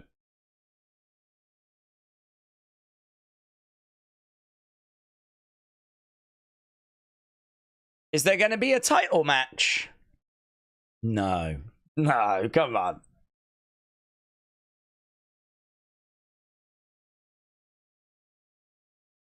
She's had a Tiffany epiphany?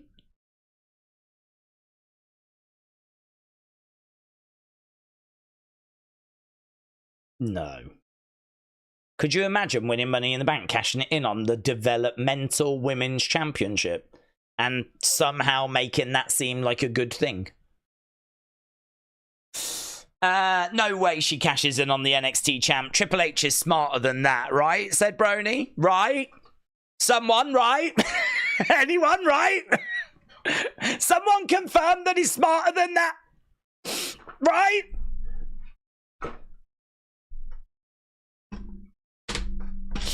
No.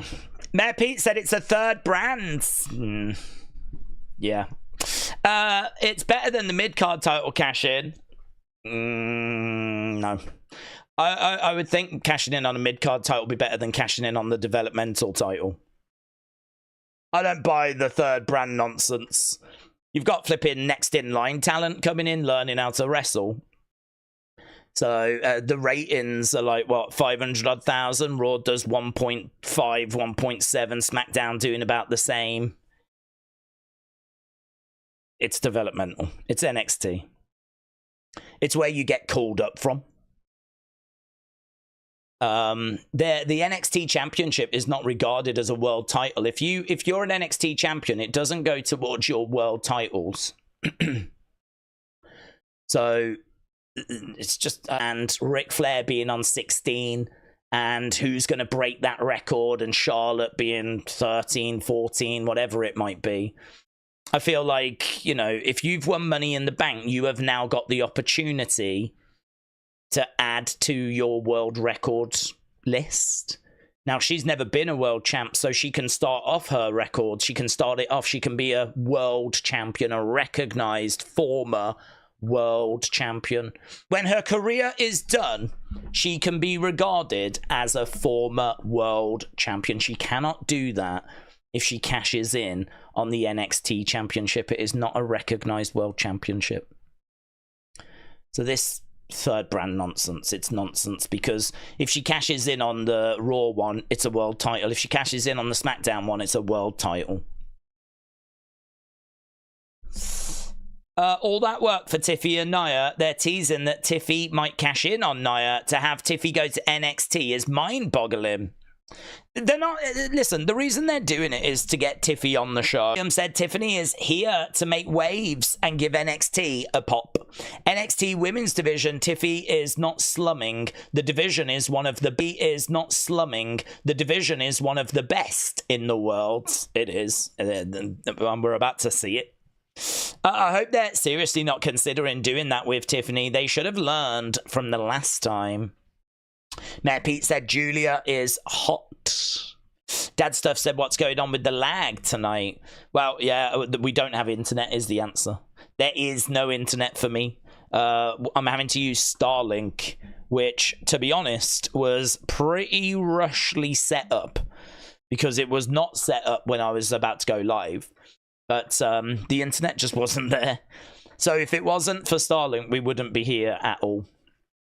So bad storm in the UK. And we have been battling that all evening. But thankfully, by and large, yes, it's been rough. Yes, this would not be a long-term thing. But it should be a case that we can get through this show, yeah. Still don't know about UFC. I might give it a go, but I don't know. Here's Wren. Loopy said, I was trying to help Brony because you have the same phone as me. My champion is ECW Queen of Mean Francine, and always will be, said William. Porky Pig said, I thought Wren was Roxanne for a moment. So Wren in the ring. This match is going to cook. I wonder what they've got up their sleeve for this to be the final match. I wonder if they're just going to put on a banger and that's going to be enough, you know? I don't know. I don't know what to expect. Okay, let's get the score for Trick Against Ridge. Closer than I thought. 42% of you thought it was good. 40% thought it was great. So it is a good score. It actually comes out as good 93. Doesn't really tell the story, though, because it was pretty close to clicking over to great, actually. There's only 2% between the good and the great. So it was pretty close to clicking over to there. It would have been a very low great had it have done it. Easily the worst match we've had so far tonight. We are underway then with Wren and Giulia. They are starting us off in our main event. Let's see how this plays out. So right now we've got test of strength between Wren and Giulia. I mean, there's no rush. Right now, these two battling away. We've got Giulia trying to find a way back up. She was losing that test of strength, but now she's winning against Wren. Matter said, would an all-time count towards greats? Would an all-time count towards greats? It does, but like when it comes to the score, whichever gets the highest percentage, that is the first bit. So if great got the biggest percentage, then it's great, right? You don't need to think about anything else. So in this, the one that won was good, okay. So it is good, okay that wins. When it comes to working out the number, that's where we start to add a few things together. The way that I work out great is I do add great and all-time, number-wise. It's a little complicated. It's easy once you understand it, but I do understand people having questions about how's above, so it actually comes out as good 93%. 7% of you thought it was a bad match. Okay, Giulia looking for a backslide one. Just a one. Just a one. 3 minutes in. We got not too long, and then we'll be getting our next person making their way down. This main event should be interesting, said Joe. Women's match is going to be the best match of the night, I think, said A. Jobson. Days, you could do UFC on Monday or Wednesday, said Amin. Don't think so. What do you mean, do it not live? I don't think that would be a good idea. With a lot of these, like live sports, obviously people want to know the results as they're happening. Right now, Wren up against the ropes. Got just over a minute to go. Bayern View, shout out to you. How many people are in? Just 2 at the moment, bud. We got Wren and we've got Giulia in the ring. Wren's got a headlock on Giulia. It's quite slow action. I think they know, like, you know, this is going to go... Well, it's going to go 25 minutes, isn't it? She grabs the leg. So both of these women are going to be in this match for the full duration. Kick coming in there by Wren. Shot coming in. Wren is getting up to her feet. She's got Giulia. Giulia going against the ropes. Wren on her feet over the other sides. Oh, these going back and forth. Shoulder tackle there by Giulia. Giulia with her arms outstretched. Wren trying to keep up. We got just over 10 seconds. Wonder who the next person will be that will come in. Ruca, maybe? She could do some pretty bonkers stuff. Down goes Giulia. It is Ruca. Ruca making her way down to the ring. So, I mean, yeah, not the biggest surprise. It means that Stephanie and Zaria can come in. You can see Giulia holding her head as well. Referee just checking on Giulia as a result. Is that cat or mutilator?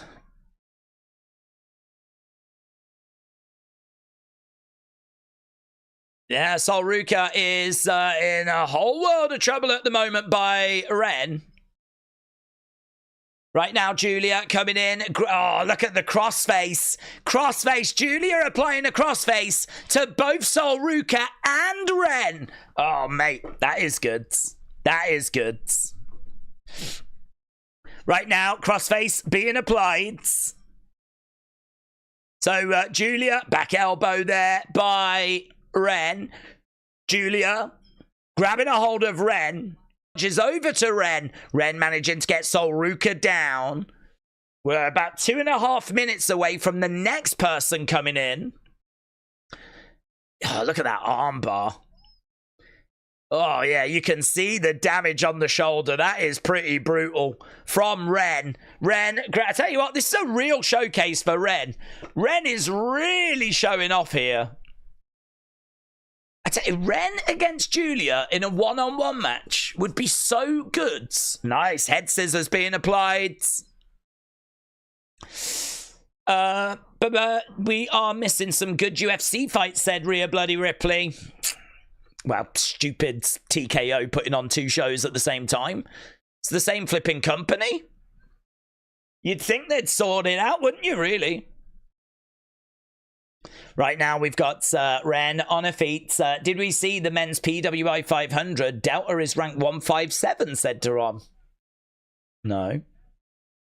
Right now, we've got Wren charging over to Sol Ruca. It's crazy. The main event is when it's at its worst.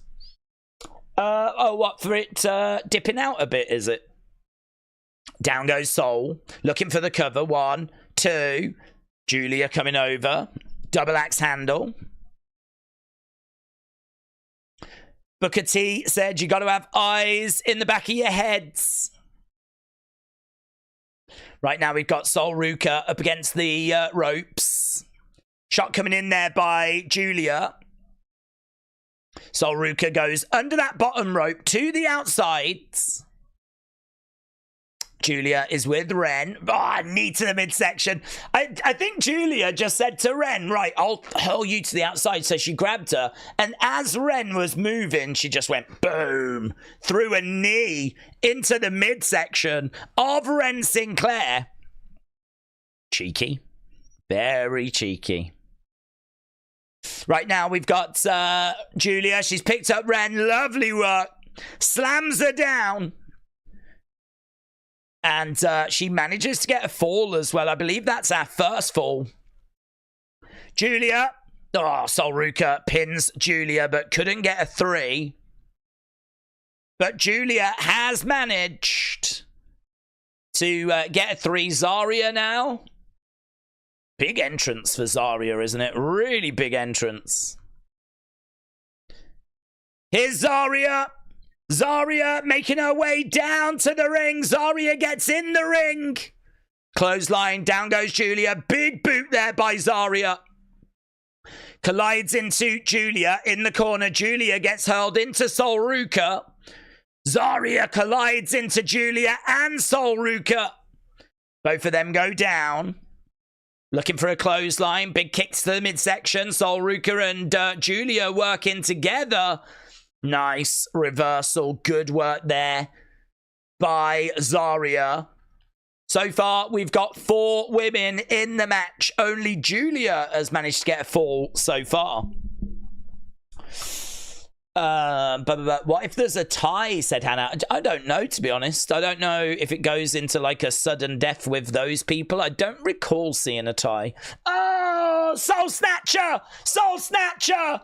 Sol Ruca just delivered a Soul Snatcher to Giulia and Zaria. Oh, and she couldn't pin either. That's gutting. That is gutting. She just tried. There we go. Wren is out the box. Giulia, of course, another one. Wren had only just come out. 1, 2, 3. Oh, sure is. What a move. Heartbreak for Wren Sinclair. Right now, so through the commentary table. Look at Wren's face in the box. Wren in the box. Wren's in the box. She's like,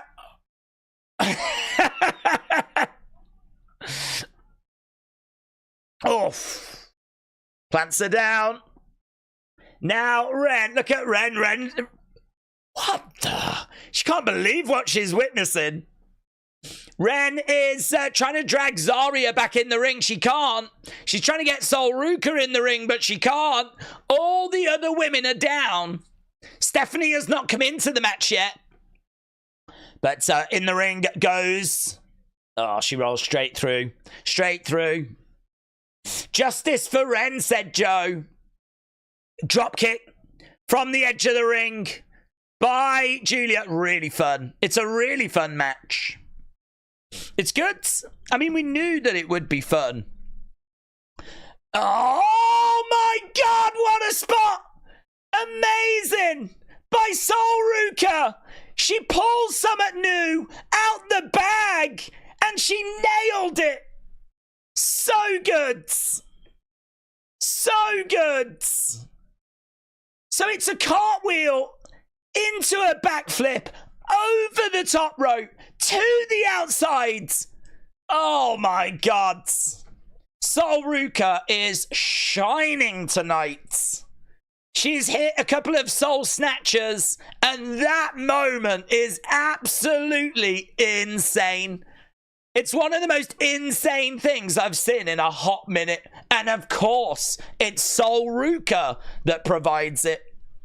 So impressive. So impressive.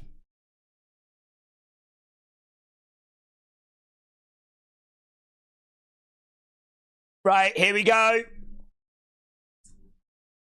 Here comes Stephanie. That was amazing, said Brony. So perfect by Sol, said Charles. So impressive. It's one of those where if you haven't seen it, search for it, find it. It's well worth your time. It looks so good. Cora Jade and Sol Ruca will be NXT Rocket Power, says Mr. Quake. Great match, said K-Dub.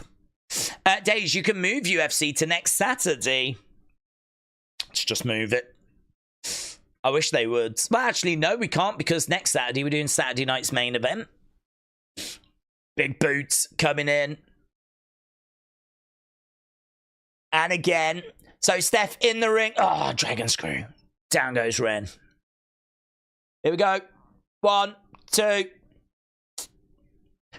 Oh, look at this. Look at this. These two have been the best of friends, Stephanie and Giulia. They're circling round each other. Fight, fight, fight, fight, fight, fight. And Zaria.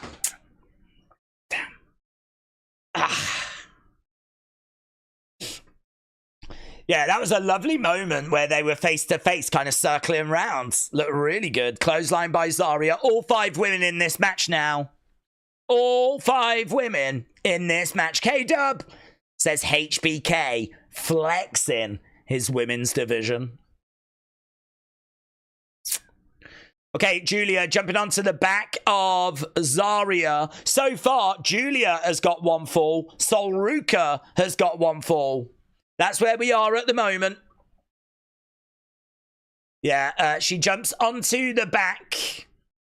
Steph is on the back of both Zaria and Giulia. Looking for a submission, not finding it. Right now, she's on the back of Zaria. So, Zaria is charging over. Ah! Oh, my God. Stephanie, Giulia, it's just a mess. It's just a flipping mess. But a beautiful mess. 1, 2, 3. Wow, Zaria pins Giulia. Zaria pins Giulia. So that means Giulia has got to go into the penalty box. So Giulia's got 1 fall. Zaria's got 1 fall. Sol Ruca's got 1 fall. Nothing for Steph. Nothing for Wren. 7 minutes. 3 women are down. Giulia is in the box. Who are we missing? Zaria. She must be dead on the outside. Looks like one of the screens has got a bit frozen. There's Giulia in the penalty box. Sol Ruca, who's up there? There's Zaria. Boom, lovely. Moonsault. Down goes Wren. Down goes Sol Ruca. Shot coming in there by Zaria. Over she goes. Sol Ruca charging over. Sol Ruca. Boom. Daze, Sol, Delta, Vaquer, Giulia, the next 4 Iron Women to lead the women's revolution. Well, I don't know. I mean, I feel like you've got to include Roxanne. I think there's more than just 4, to be honest. 1, 2. Saved by Steph. UFC stream not looking good. It's getting worse, said King Yeti. It is wobbling a lot more now, isn't it? Julia is getting up to her feet. She's staring at Steph. Here we go. Here we go. Oh, swing and a miss. Swing and a miss. There's Zaria. Boom. So Julia and Steph still haven't got going. Shell President said this future generation of wrestlers are looking good. The ladies have owned the main event. And it comes back to these two. They're throwing in headbutts to each other. Julia and Steph in the middle of the ring. Forearm strike. Double underhooks. Oh, package up on the shoulders. Giulia on her feet. No joy. Elbows. Strikes. Ooh. Giulia goes down. Right, 3 minutes left to go. At the moment, Giulia, Zaria, Ruca. Oh, Giulia getting smashed. Face first. Right now, we have got Steph going over to the corner. She's up. She's perched. Into the corner goes Zaria. Roll at 1, 2, 3. Oh, Steph gets one. Steph gets one. That means Wren has to go into the box. Oh, she's livid. She when she comes out, she'll only have a minute. She'll only have a minute. Okay. Everyone except Wren has got a fall. 2 minutes left. 2 minutes left. Kick misses. Roll up by Soul. Really fun. It's been a really fun main event. It's been a really fun show, actually. It's only Trick Ridge that's, I think, sort of let the side down. Over against the ropes. Kick there by Steph misses. Giulia comes over. The women are so good. Maybe Roxanne and Cora will interrupt this match, said Chris. Oh, man. Ruca going for a cover. 1, 2. No joy. No joy. We've got 1 minute 15. Who's going to take it? Who's going to take it?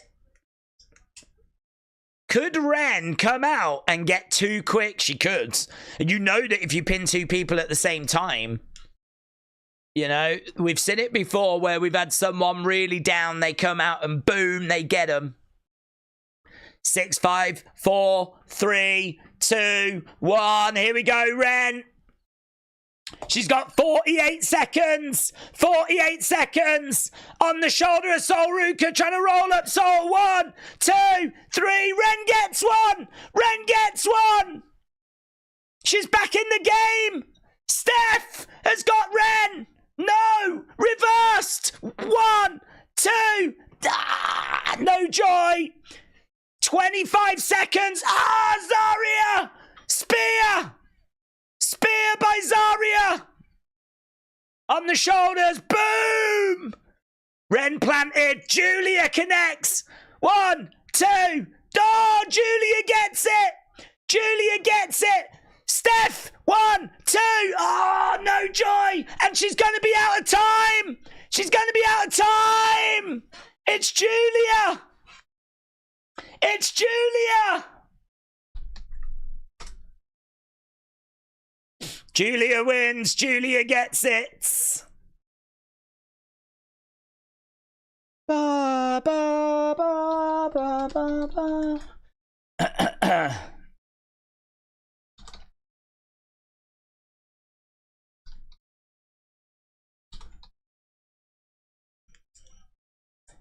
God, bonkers finish. Darren said it's safe to say there's no such thing as a bad NXT women's match. Brony said fun sequence towards the end. Hannah said if you were stranded in the Tunisian desert with nothing at all, you would still figure a way to stream. Shout out to you. Hannah, shout out to you. It would probably have to be some pots and pans and bits of water and flint. And to be honest, that would probably still do better than the Starlink has done. But nah, I mean, we got through. We got through. I think it's the lonely sheep. It's payback for days abandoning the sheep. I tried to help the flipping sheep. Here is your winner.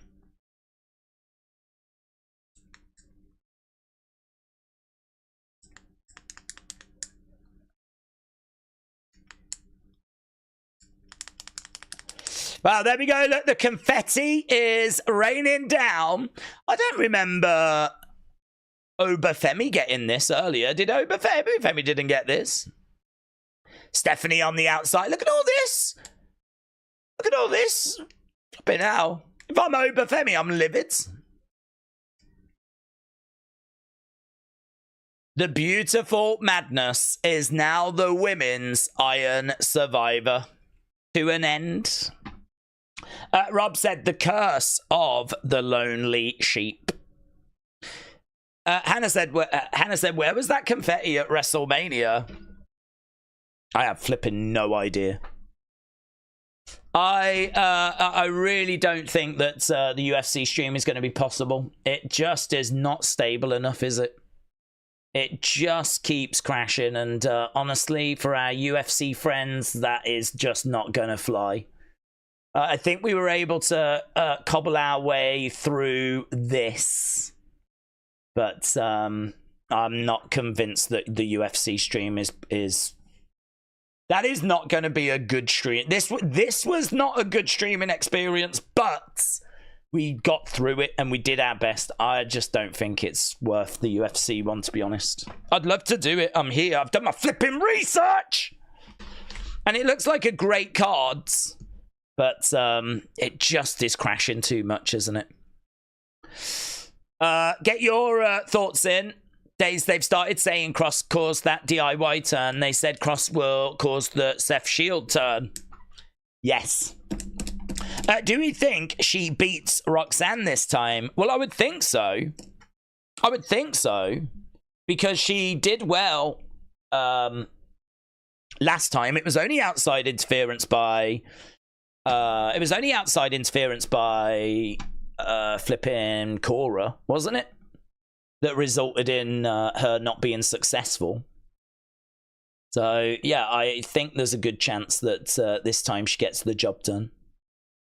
It'd be pretty wild if, you know, twice in a row she was to fall short, wouldn't it? Yeah, I think she gets it this time. I don't know when we're going to be calling up Roxanne, but I sort of feel nightmare for me because that's flipping even more major competition whenever we do get a chance to do them. But that's interesting. I didn't know that he was doing such a thing. We're getting a new NXT Women's Champ soon. I will break out the champagne when Giulia wins, says Nathan. Difficult to get through this. So I don't think it's worth trying to battle our way through a UFC stream when it's going to keep crashing and everyone's going to get really frustrated. It was a bad stream, but I'm willing to stick it out, says Charles. Days, anything is possible. UFC stream, as long as you Bo leave, says Hannah. I don't even think Bo leaving would make a difference, but... Batman big fan, shout out to you. Would you have a tough time doing UFC? Those boomer fans of UFC would be peeing bads. You would have a tough time. Yes, that is true.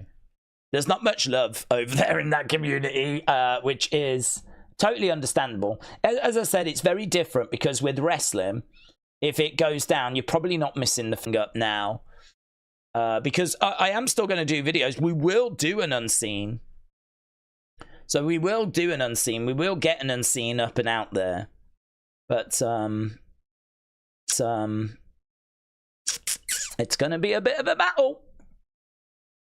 Let's see if I can just get feedback as well, because I do want to do a review of Deadline, because we have watched it. Might have been a flipping struggle, but we have watched it. Feedback required. What did you think of NXT Deadline?